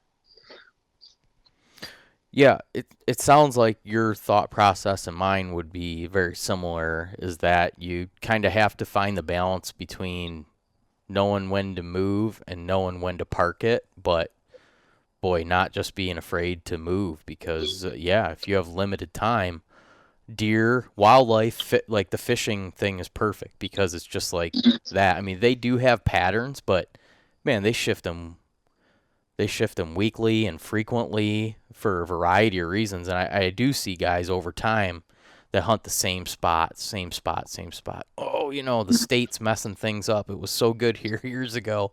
Well, maybe something changed. Maybe there's a Yeah, reason if you look at that, and maybe if you're just willing to, go an eighth of a mile, maybe it's all happening there right. now. Yeah, Sting. no, absolutely. I mean, that's exactly it. I mean, some states do have crop on public lands or have public lands that they plant crops on or lease private ground for, lease the hunting rights and open it up for the public. And other states, there isn't much of that, or some states may not have any of that going on. And in those, whether the crops are on public or not, if these deer are feeding on the crops a lot, then you have crop rotation too. That's a factor, Mm-hmm. you know. And sometimes that crop rotation will jack things up. And a big reason why I don't do a lot of pre-scouting, it used to be I just didn't have the time, and really I don't have the time to do it yet. I maybe potentially will in the future coming up, and I maybe will do some of that, but I will treat it with a grain of salt, whatever I learn, because you also don't know what the hunting pressure is going to be like come the next year, what the bordering crops, the crops on the public are going to be like. There's a lot of factors in there, and it's really easy to get consumed and hung up on this one spot. And I've just found that that can be a very bad thing as far as it can bring you an edge too, because you might know more about how the deer are using the land and this and that, but it can really hunker you into that one spot. Whereas me, I don't really feel like I have to know anything about, I'm not afraid to go into a piece that I've never seen before and know nothing about. It doesn't, I don't have that fear. I used to a long time ago, many years ago, I used to feel like I had to do all of that and know every last detail before I ever hunted the piece. But it turns out that I'm a lot more successful if I don't. So, um, but yeah, I guess that's just kind of the approach that this is our 10th season. Yeah, I guess I did mention that, I think, earlier. This is our 10th of doing it, just from the ground. And it was a significant jump when you watch Out of Bullets, which was filmed in '09, that video versus Regroup filmed in 2010. We got on significantly more deer, and we did some ground hunting on those earlier few videos too. And we just, when you ran the numbers and the math versus how much we were on the ground versus in the tree stand, we just got a lot more results. We got a lot more footage. We got a lot more encounters. And it was just so much easier for us to adapt to if another hunter showed up or whatever. It wasn't a big deal. It didn't really bother. When you lug all that gear in there and you got this picture perfect plan of, I'm going to put my tree stand up there, I'm going to have a nice evening hunt, and you're picturing all this, and another hunter comes in, and a lot of hunters, their evening's wrecked. Whereas my evening, I'm just like, well, pull the plug. We got 2 hours. Let's go find something else, or maybe we'll shift over here. Maybe we don't have enough time in the day to make a massive move to a whole new public piece, but maybe we can shift over. And there's been many times where that's been beneficial and worked out in my favor too, where we ended up getting on something. So, yeah, but, I, I know it might not directly correlate with a lot of people because, they might be hunting smaller properties and they're limited on where they can move. But, going back 10 years ago or whatever here in Michigan, this next generation of guys that's coming up is starting to, I think, realize the benefit in, Well, I think the climber started to break it open, where people started recognizing the benefit of being able to, move around and not have a fixed location. But now with the lightweight hang and hunt stuff they have, yeah, you might have not have the option to, drive all over and go to different properties and burn up miles and miles of ground. But it's just so important, I think, to keep an open mindset and be flexible and be able to make a move. I mean, that's how I've been hunting the last couple of years. Is, going in with a tree stand on my back and putting it up and taking it down and not being married to anywhere. It's like, oh, I guess it's just not happening here. Have to make a move and try to find new spots and be as flexible as possible. Yeah, and I mean, I guess I should kind of put things into perspective here a little bit. When we did do the tree stand game, that's exactly the kind of tree stand game we would play. Is we had 10-pound stands, and we'd go in and we'd hang those and we'd hunt and we'd take them back down that night. It was very rare for us to leave them up and come back in. We were very aggressive with those tree stands too. On top of it, so that's the kind of tree stand hunting that I used to do. And we definitely shot deer and got some decent results doing that. And there's definitely been times where I've discovered stuff by hunting on the ground that I'm like, you know what, this is a perfect spot to hang a tree stand if you were to do it. Right. They're definitely, I'm not saying that you should only hunt on the ground. Of course, I would never say that that's the only way that they should hunt. Hunt how you want, a lot of people like hunting cold fronts. I don't. So, but unless it's late season, of course. But I'm more. I'll be honest with you. When I see a cold front coming, I'm looking for when's the cold front going to stop and the warm front coming, because that's what I want to hunt. Really? Oh yeah. Elaborate on that. Well, it's kind of funny because I kind of, the last couple of years, Chancey and I kind of made some jokes about it in the videos about it, but it's absolutely, in my experience, it's absolutely true that almost always, if a cold front's moving in, I see less deer moving, at least, and I'm basing a lot of what I do off of getting visuals. As soon as I get a warm front and the sun comes out, I spot deer, like they're out there sunning themselves. Deer love sun. I used to see it in the bluffs of Wisconsin too, and I never put it together back then. But, in the bluffs of Wisconsin, them deer, you'd get a cloudy, overcast day, but as soon as you got a sunny day, you could spot deer up on these ridges and tiny little openings. And what they're doing is they're getting a little bit of sun. They love that. And, my buddy Jeremy, he was in the last year's video, and he's done a lot of hunting. And, he was like, it's kind of ingrained in us, cold front, cold front. Well, how many times do we go out in cold front? And it's like, what the heck? Should have been deer moving everywhere. Right. I worked my butt off. Where the heck were they? And don't get me wrong. When a cold front moves in, it kind of gets the blood. It does something to me too, where it gets my blood flowing like it's going to be a great day. But there's been so many days where it's been a letdown. So I started to kind of watch it, I kind of started to keep an eye on it. And it's like, no, that's not, I don't see as my best days are not cold front days by far. And Jeremy, that's even crazy. This last hunt, you're blowing my mind right now. Even this last hunt we did, that was early October, so not a phenomenal time of the year to hunt. But Jeremy was keeping an eye on it. I told him, I was like, you watch, tomorrow it's going to be 60 degrees instead of 45. The sun's going to be out, and we're going to see twice as many deer. And it was like clockwork. Like the days that were like that, I mean, I'm telling you, like, keep an eye on it. I mean, maybe it's just the states that we're hunting. I thought about that too. Like, is it certain areas, certain types of terrain, certain, maybe deer in the draws and plains states operate differently. But, when I think back to when I used to do a lot more Wisconsin hunting too, my best days were always, outside of late season. Late season's a different animal because you get those cold fronts, and if they need the food, they got to move. But, one thing too is I think, on the, well, even like I did a late season hunt in Iowa, bow hunt, a couple of years in a row, a few years back, and I never ended up killing, but I did see some really nice animals.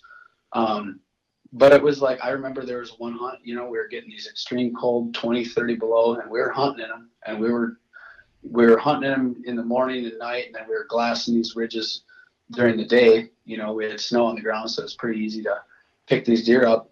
It warmed up to about 20 degrees, and it was like, yep. I mean, it was our best day. I mean, these deer were up browsing through the woods, and they probably didn't hit the fields earlier. They probably hit the fields later, but they were browsing and milling around in the woods a lot more.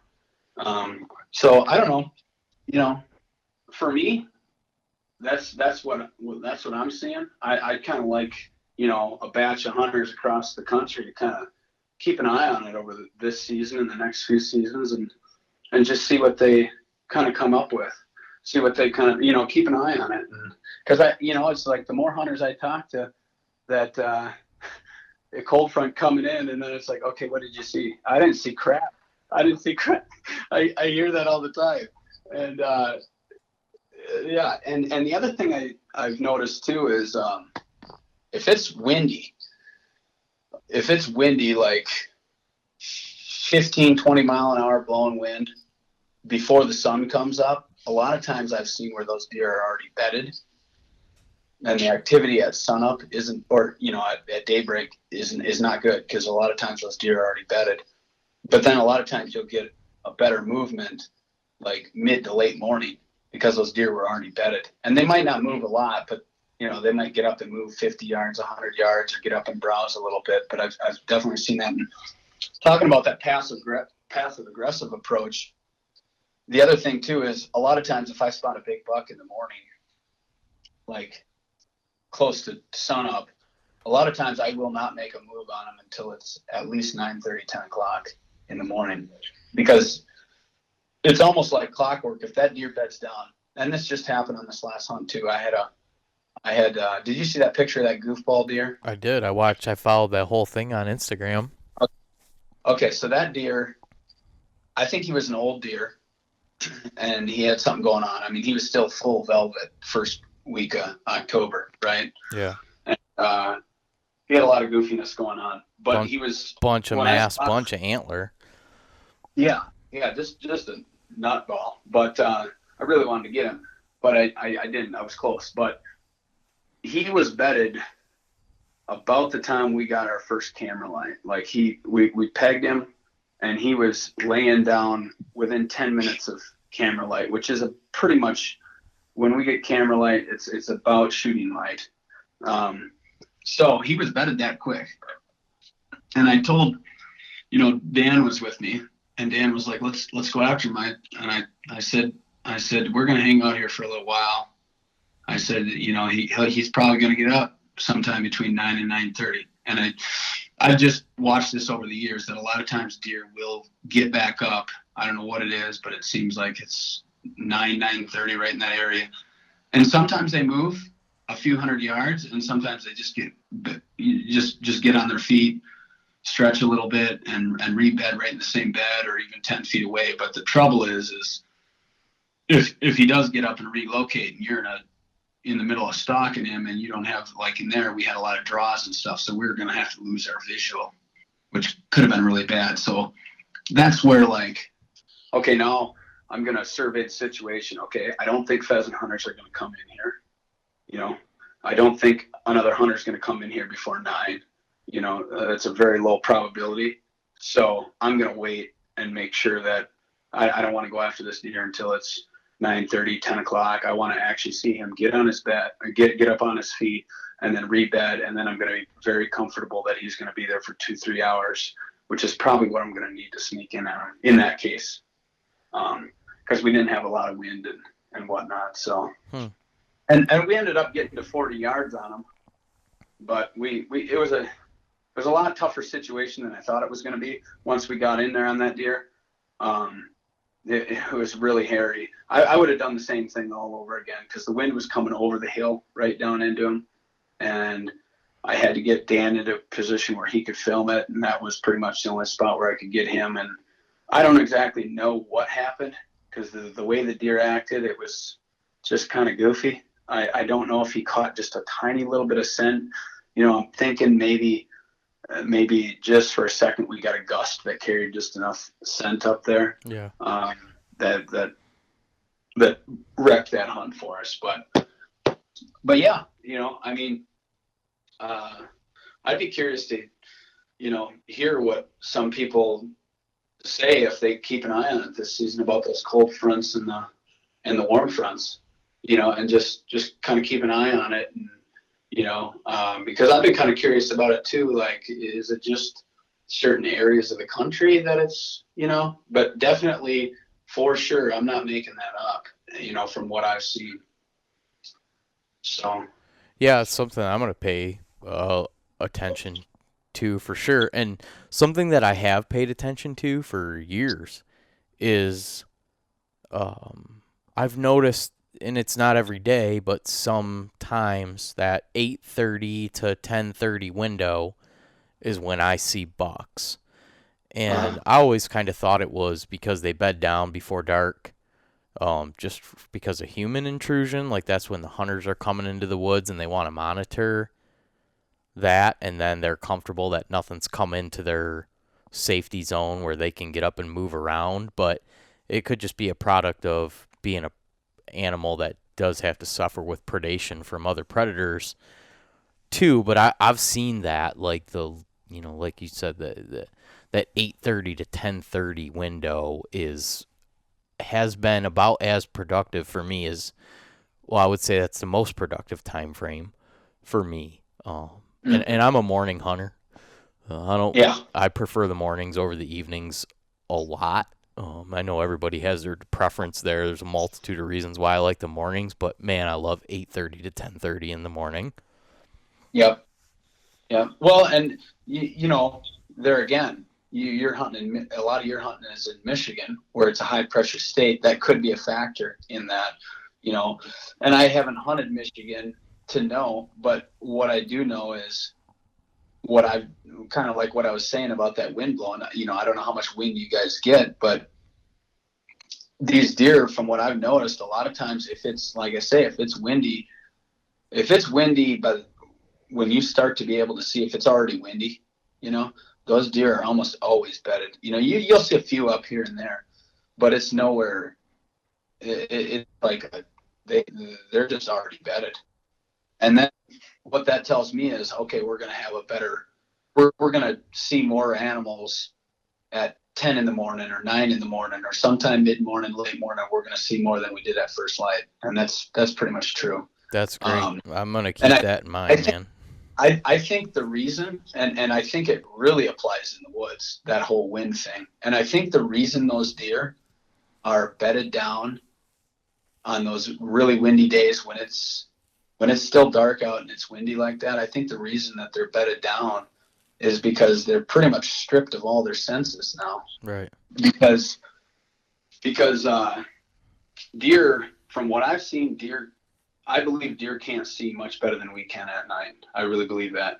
And it's pretty easy to, in my mind, it's pretty true, because if I got a deer that I can barely see and I'm not on the skyline and I'm 100 yards from it, I can walk pretty much in plain sight.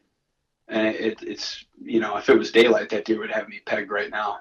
But if there's even a little bit of light in the background and I get on the skyline, that deer will peg me right now, because it's got just that little bit of light that it can see. You know what I mean? Mm-hmm. So I don't think deer can really see that much. I would agree. I walked within 30 yards of a deer feeding in a bean field like last week, and it was dark. Yeah. It was dark. Right. And I could only see its silhouette, and I was shocked. I'm like, that deer's just going to stand there. And it must have been, there was other deer there that were feeding and stuff, and it must just not have been able to exactly tell what I was. And I had the wind. And some guys will be like, oh, well, they, I've heard this theory.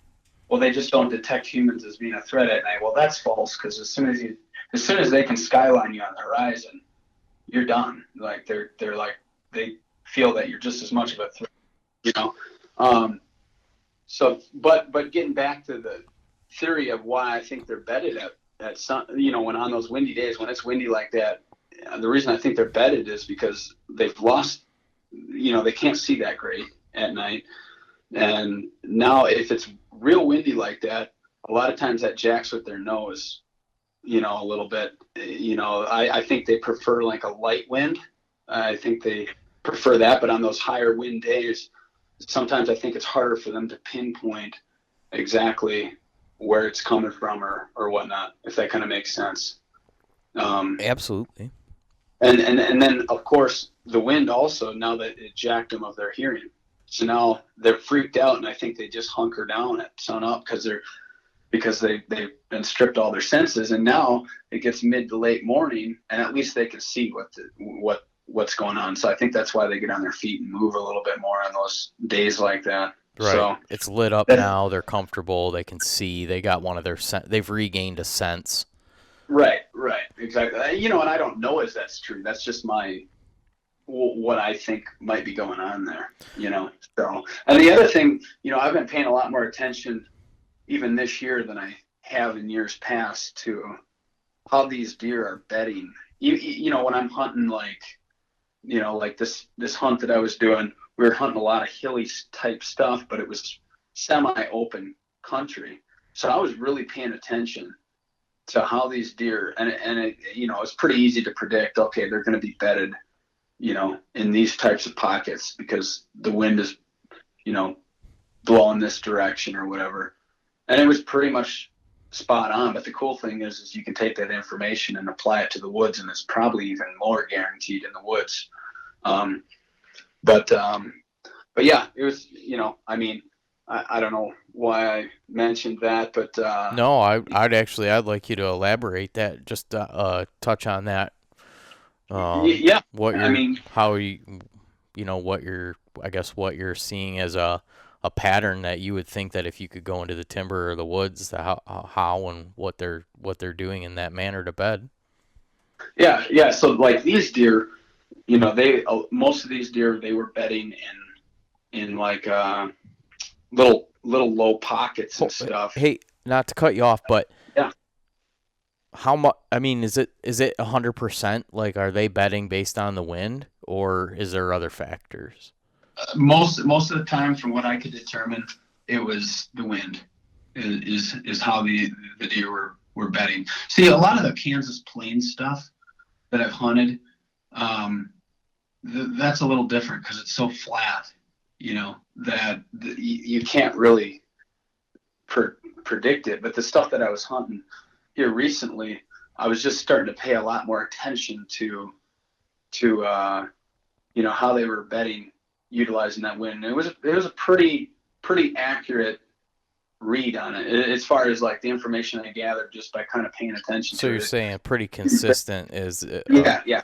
It seemed very consistent. So these animals in this type of terrain, they were bedding near the top of the hill, but in the low spots of the draw, which is pretty common for deer in that type of terrain to do that. And then they catch that wind coming over the hill. But like in the bluffs of Wisconsin, for instance, they might not bed in like the low spots of the draw. They'll bed a lot of times in that type of terrain that I'm talking about, like the bluffs of Wisconsin. A lot of times they'll bed on these little flat spots up high.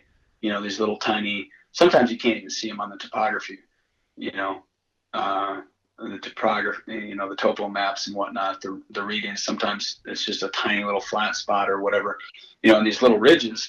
Well, the cool thing about it is like, okay, I can just basically take the same thing, even though they're not bedding in these little dips of the draws in the bluff country of Wisconsin. But now I can look at like, okay, if I'm going into a piece of public, and let's say it's 1,000 acres and it's ridges, I can pretty much eliminate most of them just based off of the wind and be like, okay, these are my top 2 or 3 points that these deer are most likely going to be bedded on, or a big buck's most likely going to be bedded on. And now I can crosswind him to get my visual on him, because he's using, a lot of times what they'll do there is they'll use the wind to they use their eyesight to be able to look down into the bowls and whatnot, and then they'll use the wind coming over the hill to give them the edge there. But if you come at them at a crosswind, basically, you can sometimes get that visual. And I've done that. I just never really put it together. Back when we used to do a lot of that Wisconsin stuff, I just didn't pay that much attention to that. But a lot of times we did end up spotting those deer in similar ways. Obviously, when we were sneaking through the woods, we were using a wind that we felt would work for us. But I wasn't like, okay, showing up to a spot, looking at the aerial and topography, and then looking at the wind direction, and then eliminating 80-90% of the ground based on that as to where they're going to bed. And now I'm going to go glass these little tiny points where I've pinpointed that they're probably going to be bedding. Have you seen? Does it appear to you that like mature deer, bigger deer, bed differently than the rest of the deer, or do the rest of the deer kind of follow suit and have the same? I've heard other people say, like a mature buck will bed quite a bit differently than the rest of the deer. Have you seen that to be true, or do they all kind of like to bed in the same manner? I mean, they're all deer. Obviously, early October, a lot of those bucks are still pretty bastard grouped up, from what I've seen. At least on that particular hunt, they were, not always.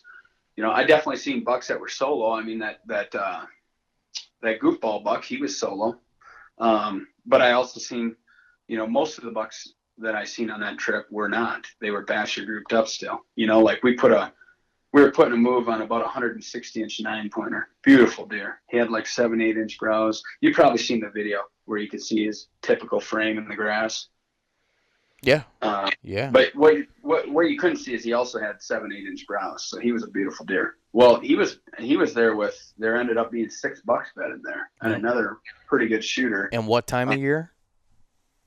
That was probably October 10th, okay, 11th, yeah, somewhere right there.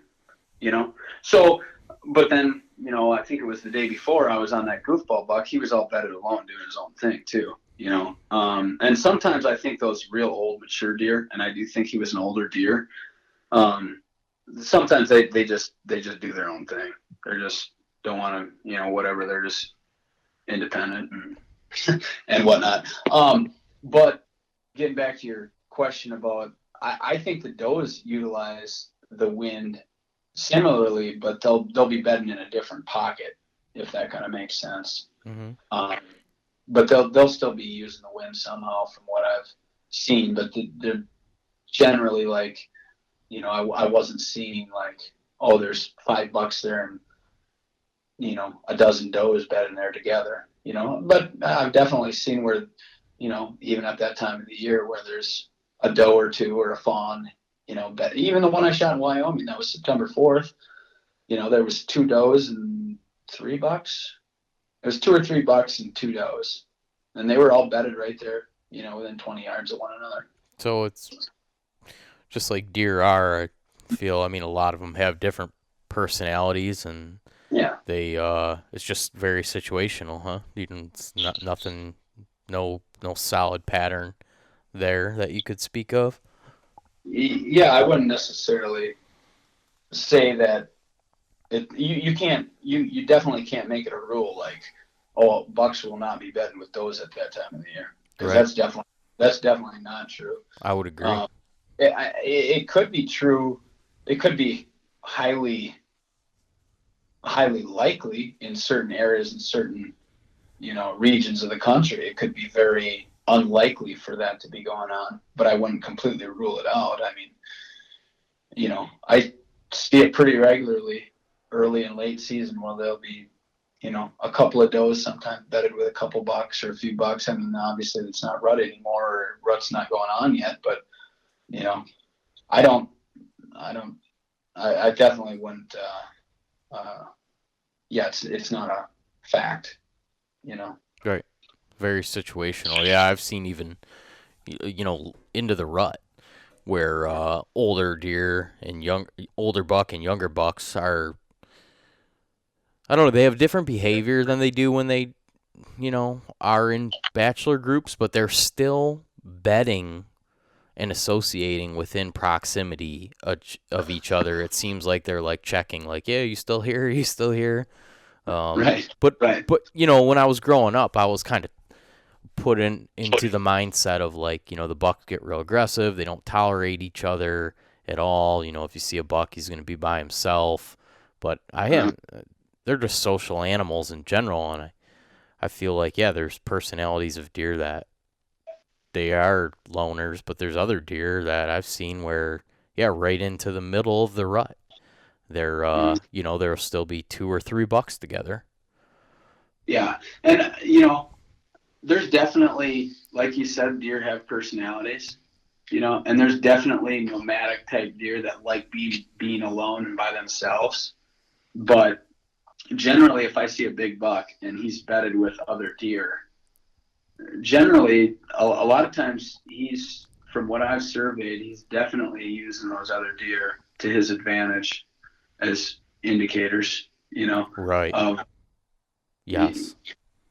they're, I mean, one thing I have noticed too, another little thing is if I get into an area where there's a high deer population, if I bump deer, they seem to calm down a lot quicker because all you got to do is like so if I'm in a high population area and I bump a couple of deer, there's a lot more deer that don't know anything's up that might be further down the pipe or whatever. And with that amount of deer, when you got a high population like that, it seems like there's always something going on that a couple of deer are getting, goofy about, a coyote coming through or whatever. But with all these other deer that are still comfortable around, it's like it makes, if there's a big buck in the group, if the mass if the majority of the deer or the deer he's around right then are comfortable, he's very comfortable. So I think in those high population areas, it's very common for a couple of does or whatever on a daily basis to be getting kind of jacked up by a coyote or whatever. And so I think they just see a lot more of those kind of like, you know, situations, and they calm down a lot quicker. I It agree. seems. You Yeah. know, I guess I maybe didn't explain that the smoothest, but all I'm saying is it seems like in high population area, you do run the risk of, you know, bumping deer a lot easier, but also I feel like they calm down quicker overall.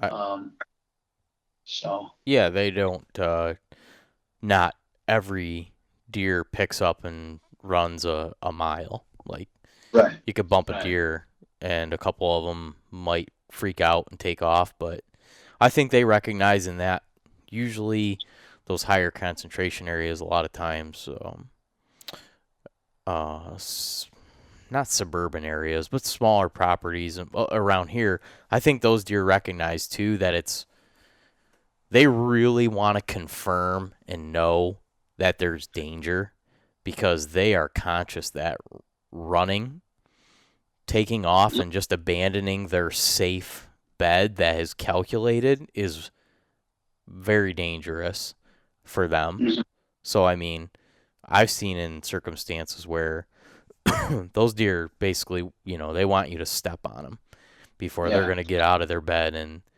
take off, and they'll tolerate. Like, I went into a bedding area Wednesday or Thursday and hung a tree stand, and I kicked a couple deer up going in. And in the past, I would have felt like that would have ruined my hunt. Like, oh, there's the deer, and I scared him out of here. But yeah, I guess in my experience now, my thought process was, yeah, I was right. There's deer in here, and there's going to be more deer in here. And right, so I hung and I hunted, and I didn't see the buck that I was looking for, but I had 3 deer within bow range, and before my mindset would have been, damn, I just scared the deer, and yeah, but I don't. yeah. Yeah, I can confirm, or I guess I agree with what you're saying there. Yeah. Yep. blowing deer don't bother me like they used to as much. I mean, I'd still prefer it if they didn't, but blowing deer don't bother. If they're blowing, that doesn't bother me as much. But if they're blowing and running, that's bad. Yeah. Because I've just seen enough situations. I've seen does blow at a damn cat, like Right. blowing at a possum, something stupid. And I've watched sometimes these big bucks, and they will look like, is she blowing because of a real threat, or is she just Being annoying. on her feet? And they're almost like, if they aren't running and they're just blowing, after a little bit, it's almost like that big buck is like, shut up already, and he's about as annoyed with her as you are. But if she takes off run, now that's bad. Yeah. So, it's, I'm just gonna. I mean, I think I told that story maybe on your podcast, or I've definitely told it over the years. Here and there. We killed about 150-inch buck in Wisconsin. And I think it was it was 150. It was and we bumped a couple small bucks and a few does, and they sat there and they stomped their feet and blew and blew and wouldn't stop. And basically, they just let this big buck know that was probably 300-400 yards away somewhere. Let him know, like, hey, there's a bunch of does over there, and it was late pre-rut. And he's like, okay, they aren't running, so it must not be a real threat. But now he's like, I'm going to go over here and check these does. Right. And he walked right into our laps. He had no fear of walking in there because they weren't running. They were just blowing, but they gave away their location to him, and we ended up killing that deer. And I was like, that worked pretty cool. And I could have killed a 125-inch buck that same season in Wisconsin, doing the same thing. Bumped a doe. She sat there and blew. I didn't do anything to run her off or anything, and wasn't long. A 125-inch 8-pointer came in to check her out. And maybe those deer in that particular area or whatever were just constantly blowing at stuff, and so it was never a threat for the bucks. But I almost got on a 160 too in that same area in Wisconsin. I bumped a couple of fawns, and I don't think they blew. They just got up and trotted, 75 yards, and I just froze, and I started glassing through the woods, and I ended up picking him up, and he had gotten up out of his bed like, is this a real threat or not? And eventually those fawns just calmed down, and he calmed down and rebedded. I didn't end up killing the deer. I didn't have a real good situation. I didn't have a lot of wind. It was in the woods, and I didn't have a lot of time, and I basically just didn't get to him in time before he was just taking a little break before he went cruising again. So he got up on his feet and went cruising before I could get to him. So you just kind of got to roll with the cards, I mean, whatever you're dealt, you just gotta, I don't, generally if a doe's blowing like that, I don't run her off. I just let her, like hopefully she'll just stop blowing after a little while, but running's bad. Yeah, it makes sense. I mean, it sounds funny because it's so simple, but the blowing doesn't bother me as much as the running. Yeah. Running's bad. Well, in regards to what I had asked you, I think we kind of nailed that. I would say that the consensus is to be flexible, be willing to move and make the adjustments that you need to in an orderly time fashion, and you got to kind of find the balance between being aggressive and knowing when to dig your heels in and just sit tight. Is there anything else that you would add to that? No, I mean, that's the basis of what I think a person with limited time needs to do to up their odds is be aggressive, be adaptable. Don't be afraid to definitely go with your gut. If you feel like you need to move over there right now, don't waste any time thinking about it. Just do it, because I think we talked about that a couple of years ago on the videos too, that we missed out on some multiple situations where our gut feeling was we needed to do this, and we sat there and ran it through our heads for 10 minutes before doing it, and then now we're 5 minutes behind the ball. And if we'd have just done it when we felt like that's what we needed to do, we'd have been in the money. So, Right.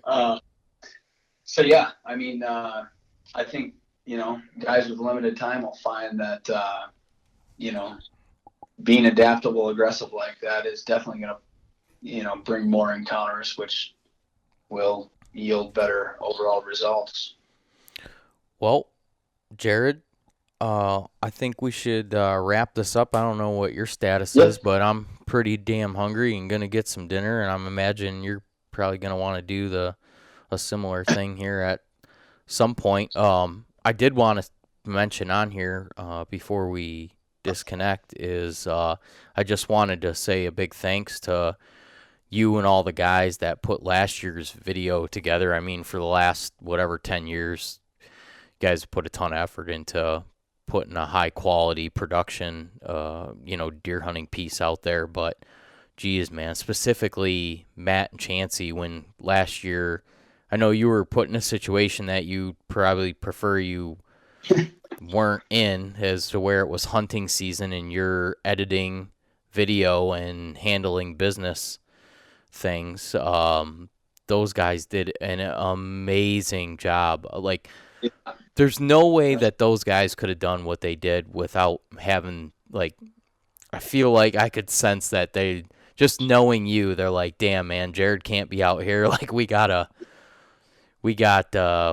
get this for him and kind of carry this torch and get what we need. And holy shit, they really stepped up. And I made this comment to you. I text Chancey.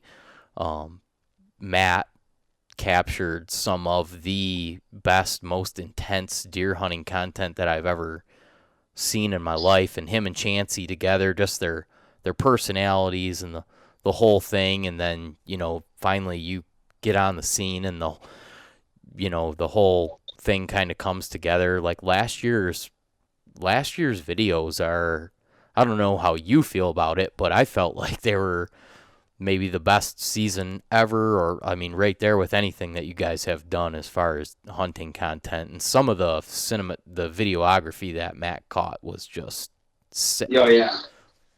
No, I felt that way, especially about the bow video.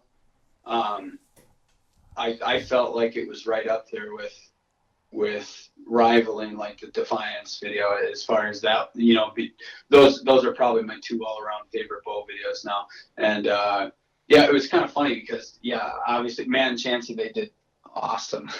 I mean, they nailed it. But it was funny because I thought about it. Last year I was stuck editing, so I was calling and checking in on him. And Matt, he's such a humble dude that, and he's very good at what he does.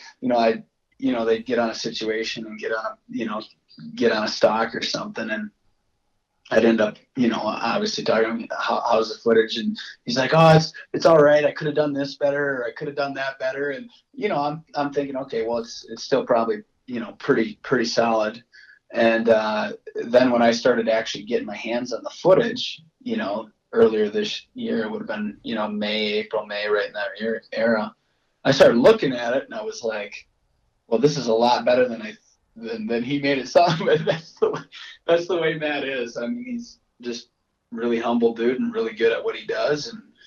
And he captured some awesome over the shoulder. I mean, it was better than I could have ever dreamed. Yeah.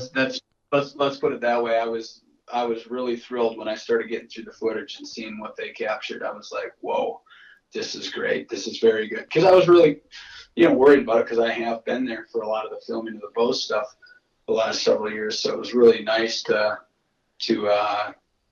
see a video come together, that well without my having to be that involved with it, out in the field. They saved my ass, I can tell you that. It was funny for me as I'm watching it. Last year was the first year that I was ever involved with, filming and seeing how that whole process works. And, when you get real good footage, you realize like how much work went into that. And there's so many times where you make the approach or the effort to get that footage and it just doesn't pan out, that like when you do get it, and then like when you got like some of the stuff that he got, where it's like, oh my God, I can't even imagine that's the way that would have worked out, and we would have captured that. Like, I was watching some of that stuff, I'm like, this is so sick. And then to see him, Matt, and he's a pretty collected professional, like, on, you can hear his voice. He's like, the footage Yeah. is so sick. Like, when Yeah. Chancey asked, like, did you get it? He's like, it's so sick. Like, I was like, yeah, that's the only way you could describe that. Like, oh my Yeah. gosh, like, that's, you couldn't ask for anything more for hunting footage. Oh yeah. No, I mean, and it was like every stock, he was right where he needed to be and getting what he needed to get and doing it to his I mean, you couldn't nail it any better. No, He was you just, couldn't. That's a unique production. Um, yeah. the way that those two were, um, they'd spent enough time hunting together where they kind of had their system figured out. And then I guess Yeah. now that, the way you guys utilize to see Chancey utilize that decoy as Oh a yeah. decoy to decoy the attention away from them, Yeah. that was brilliant. And it Yeah. worked. I'll tell And you it what, was, yeah, Chancey is a hell of a hunter. I mean, obviously you've seen the last 2 years where he's now he's killed. There's only one take he's never filled with a bow, and that was his Iowa 2017 or 2016. That would have been 2016 season. That's it. And he's always killed, he's always killed good bucks. He's a hell of a hunter, and he thinks of things like that are a little bit out of the box, like, hey, we're going to sneak in here on this deer. Maybe I should set this decoy over here in case he does get up. It'll draw the attention over there. And yeah, that's a pretty neat trick. it was a pretty neat trick, and it panned out on that one scenario. I mean, just it was awesome. The whole Yeah. thing. Well, sometimes you got to buy yourself a second or two at a time. Buying yourself a second or two at a time is, it can be the difference between getting a shot or not getting a shot, or making that shot, happen. And yeah, obviously you could see in the footage there that deer was locked onto that thing. Both those deer, the one he shot in Kansas and the one he shot in Iowa, both of them were like, what is that? right. Yeah, it's yeah. I would advise anybody that hasn't. A ton of guys that listen to this, I know, are all hardcore Whitetail Adrenaline guys. They have every season. They got it all collected, the whole thing. But then there's, some listeners that I was surprised is, oh, I never bought one of their DVDs. I was always super curious, and I'm like, dude, you're missing out. Last season, was particularly really good, and then like you guys have been incorporating the elk hunting stuff into there. It's like, there's so much stuff on YouTube for free nowadays, and there's so much free content that Mm-hmm. I guess it's becoming harder and harder for people to want to, put money forward. But geez, dude, when you find like the best stuff, like real good, that you can't get anywhere, and that was kind of my takeaway from when I watched the bow video is like, you're not getting, you're not getting. I don't know where you can see footage like that. That was to me, and I reached out to Chancey and to you and just say, man, tell Matt like that's his profession, right? So I imagine he Yeah. takes it pretty seriously. And like you were saying, he was critical of himself. Like, I could have done this better, done that better, but it's like, come on, dude. Like, I get it. You're a pro and you always want to strive to be the best, but geez, man, no one's getting footage like you got on that. Right. Well, and that's I think what makes somebody really good though too, is being a critic of their own work and thinking about like, okay, I got good stuff, but how could I have done it better? What could I have done to get it even better? And Matt's just kind of got that humble way about him that, he's like, how can I hit the next level? And he just does it. He doesn't do it in like like I said, he's a humble dude. He's not a big ego maniac kind of guy, and he's really good at what he does. But I think he's just always critiquing his work, and it really pisses him off when he does something like gets a little camera wiggle when he doesn't want it or something. You could like that Did you see when they captured that, like, that giant deer in the snow? That Yes. one deer, Yes. whatever. And he was like, you could see him on the car cam. He was just like, I was like, so glad that you said, okay, he's going to probably go to leave here any second. He's like, because sometimes about that time I might jerk the camera or try to reposition. I mean, sometimes that's all you're doing is just trying to reposition to, get in a more comfortable spot to keep the camera, there longer or whatever. And obviously he nailed it. So, He did nail it, and I'll tell you what, that shot right there, more than any shot that I've ever seen, um, made me realize or just respect and appreciate the quality of camera gear that you guys use, because I felt like he was just burning that thing to pieces with how, like, in focus and in frame that thing was. It was like just it was unreal. Like, yeah. I don't know how far he was away from that when he filmed that deer, but I'll tell you what, man, it was for the focal point of that camera and the framing, like, it was just unreal. And I gotta imagine, I'm watching it on the DVD quality, which is Right. blowing my mind. Yeah, that's a 24th of the actual resolution. DVD quality is. Yeah, I can't imagine what that looks like in 4K. Yeah, it looks good. But it just, when I saw that, I was like, man, that is some powerful camera gear right there to be able to get that shot and get that, like, just get that as sharp and crisp as it was, and what a spectacular animal.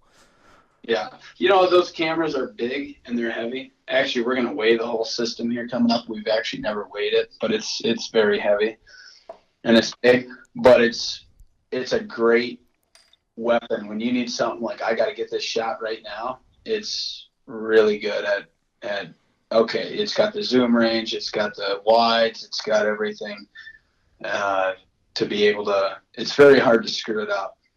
I mean, yeah, obviously you can do a lot of things to screw it up, but if you have very much camera experience, it's just a piece of equipment that for filming stuff on the fly like we do, and we need to get this shot right now. It is really nice for that. Yeah. So, but there's drawbacks to it. I mean, it's heavy. It is kind of cumbersome in the car too. Kinda. Yeah, it's giant. Yeah. Props for carrying that stuff around. Right, and then trying to put a stock on something with that big thing is sometimes definitely a pain. But you know what? I just think back to all them years growing up on the farm, all them hay bales I had to throw and all that. And I'll take crawling around in the grass with a heavy camera any day. Right. I hear you.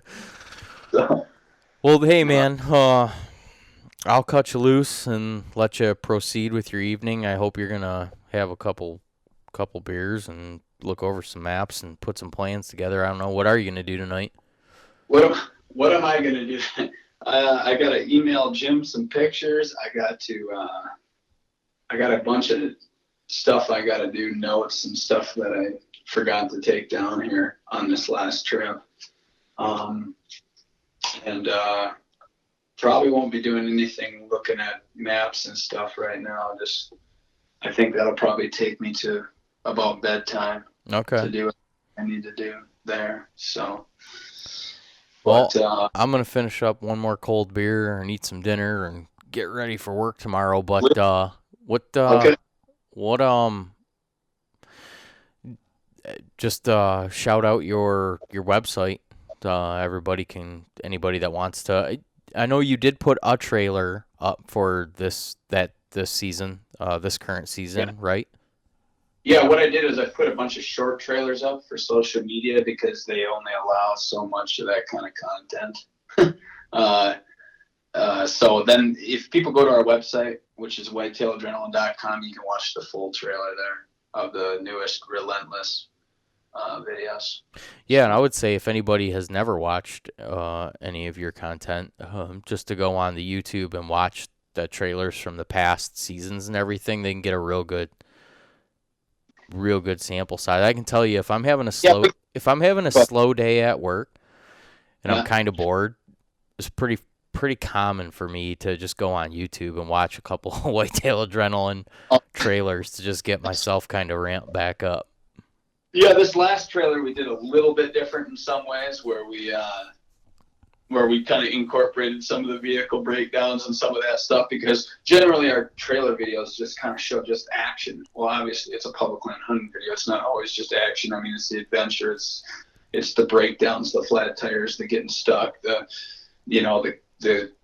entertainment, the comedy side of it. You know, there's a lot of different factors that really make. So, our trailer videos historically have kind of always been just kind of amped up, get you jacked up. I mean, they're hunting whitetails on the ground, so they ought to be like that. But there is a lot more to our videos than just, in the heat of the battle, too. Yeah. Yep. I'll say this. I was thinking about this today. You guys are the most amazing blend that I have ever seen of being professional and keeping it real. Like, that's a hard line to walk, to have that work ethic and the quality of gear and the business savvy to be true pros at getting everything and putting a production piece together. But then it's tough. if somebody just randomly seeing you guys walking in and out of a gas station or whatever, I don't know that they would ever identify you as the guys that are putting together this amazing production quality. And I'm all right with it. I get it. It's by design. But it's amazing that you guys can pull it off, because it just doesn't usually work that way. Like, you guys put together this high quality, very professional production. And you guys are all pros. But geez, man, it's as real as it gets. I mean, you guys are entertaining, to say the least, Yeah, well, and I mean, you got characters like my cousin Jim, and you got a lot of different types of personalities and stuff. So entertainment value. I mean, did you see that with Jim and Lloyd on that one elk last year? It was like I heard about it, and then I seen the footage, and I was like head to palm, come on, get your life together, guys. But you're not gonna see that, you're not gonna get that anywhere else. And that's a great testament to what I was saying about being professional but keeping it real. Because I've been on deer hunts with guys where they're hunting a mile away, and you hear 6 gunshots go off, and you're like, well, that can't be great, what's going on over there? Why did they shoot 6 times? But that's the reality of hunting. Sometimes, I guess, it's not always one and done. I'll say this: if anybody ever gives me crap for having to shoot more than one arrow or more than one bullet, I'll just say, well, then you need a one arrow quiver, and nobody ever takes one arrow to the woods. You know what I mean? Yeah. Anyways, I mean, it can happen, and obviously there's things that when you watch the video, it's like, well, how could you miss that? How could that be? But in the heat of the moment, I mean, you just don't sometimes realize. I mean, I always watch the footage, and it's like, God, it felt like it happened 10 times faster than that. It's a lot easier to sit on the couch with a can of beer and watch it and be like, geez, how did I do that? Or whatnot. It's just a lot different than being out there in real time trying to make all these decisions and whatnot. So stuff happens, but you know what? I mean, some people don't like it being shown that real, I think, but a lot of people do. So yeah, I think more and more people on it. The more people like it that it's that way. I think that's the way that it's going. People like those platforms more. I don't know if it's just that the access to information, people sniff stuff out nowadays more, that it's not real. It seems pretty easy to identify, but that's kind of the foundation that you guys started on. And if that's the trend, then you guys are trending in the right direction, because your content is as real as it gets. And I mean, we've said that's been kind of our company's slogan, or whatever you want to call it, since the very first video, real as we can film it. I mean, that's true. Always, it's been kind of our thing. So well, I'll tag in the show notes where everybody listens to this, if they just scroll down, they can click. I'll have some stuff highlighted. I'll have show notes on there Oh, for cool. your website where people can go and see your DVDs, and then also I'll throw a couple of my favorite. I'll put the current one and then a couple of my older favorite trailers. I'll throw those links on there too, so they can just scroll Okay, down and click on them and check it out cool. and see the intensity, because that's kind of how you guys do it. It's pretty intense as far as deer hunting content goes. So I'm appreciative. I'm grateful that you and your guys work so hard every year to get all that stuff, man. Well, thank you. I appreciate hearing that. A lot of work goes into it, and without the people supporting it, there's no way that we could do it or do it with the same guidelines, you know. Absolutely, yeah. So, but And then I'll just say lastly, too, huge thank you for me and everybody that watched our film. Without your help, the DVD, obviously Jordan and I, captured the film and made the whole thing, but you're a big part in bringing it to life, so that people could actually see that because, I know what goes into production. I'd say I was a very small part of of that because I know what you guys had to go through to film it and put it together, and as far as all the editing goes, and I mean that's a daunting task. So my involvement was very minimal compared to what you guys had to do. So, um, but yeah, well, I appreciate you saying that, but you're yeah, still, absolutely,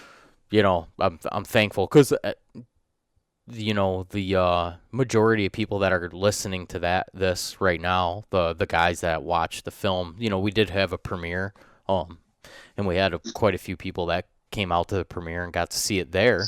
But aside from that, it's just that DVD that people have been able to see the film. right, As you are, I've been researching the way to, distribute stuff online, and there's piracy issues and all kinds of different issues versus doing the distribution of a disc. And it was nice to put a disc together, regardless, just so that I knew that we would have something. It seemed like, yeah, like you said, as much time that went into it, we wanted to have something physical to actually be able to, watch this for years to come. And yeah, without, you kind of saying, yeah, I can help you obviously with all that, because doing formatting it all and making the disc and doing all the templates, I mean, it's just a ton of work. Maybe because you've been doing it for 10 years, you're kind of just like, oh, it's not that big of a deal. But for a guy that had never done it before to try to figure all that out is like, holy shit, man. yeah. And I never thought about that regard, but yeah, it's something that I'm pretty comfortable with as far as what you had to, your unknowns or whatever were stuff that I've been down that road. So to me, it wasn't as big of a that's a very small part of the production. What makes it great? I mean, obviously you and Jordan had a lot more into it than what I did, and you guys did an awesome job at it. I really liked the way it just kind of it gave that autumn kind of woods feel. It was a completely big woods based Michigan public land. And, that's pretty much as tough as it gets right there. yeah, yeah, it is.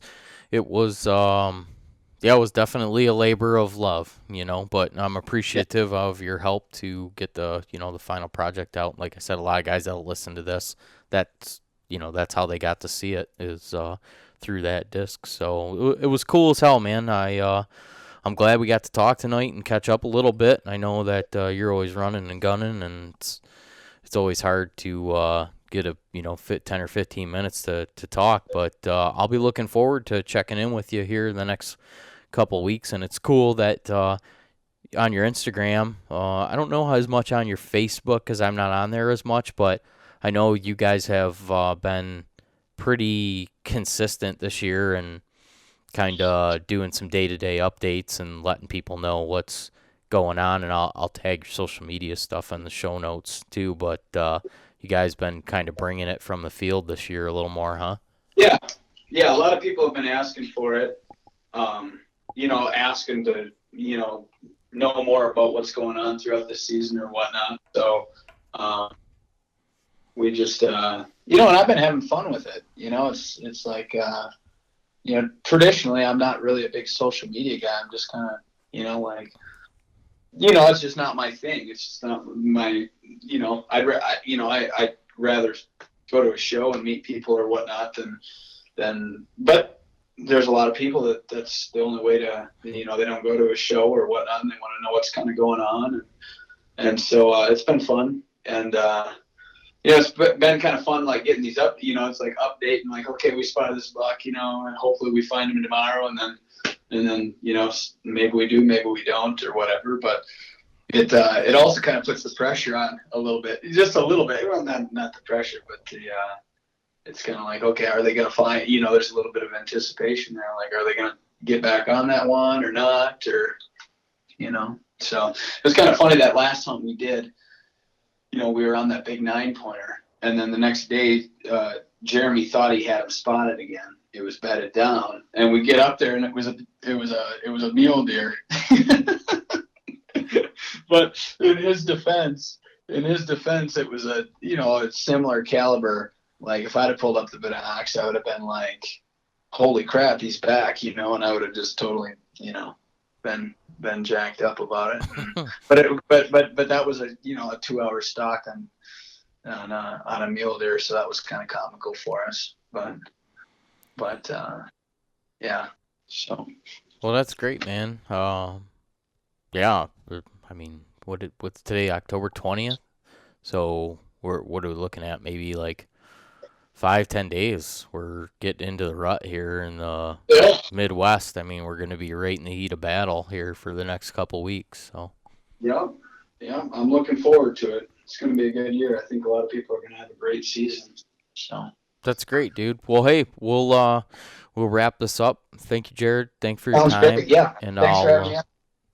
Look forward to getting together. We'll maybe do another one of these halfway through, you know, the deer season. Do a little update and chat it up. Yeah, just let me know. So keep me posted out there. Sounds good, man. Have a good evening. All right, buddy. Okay, All right, talk to you. Too.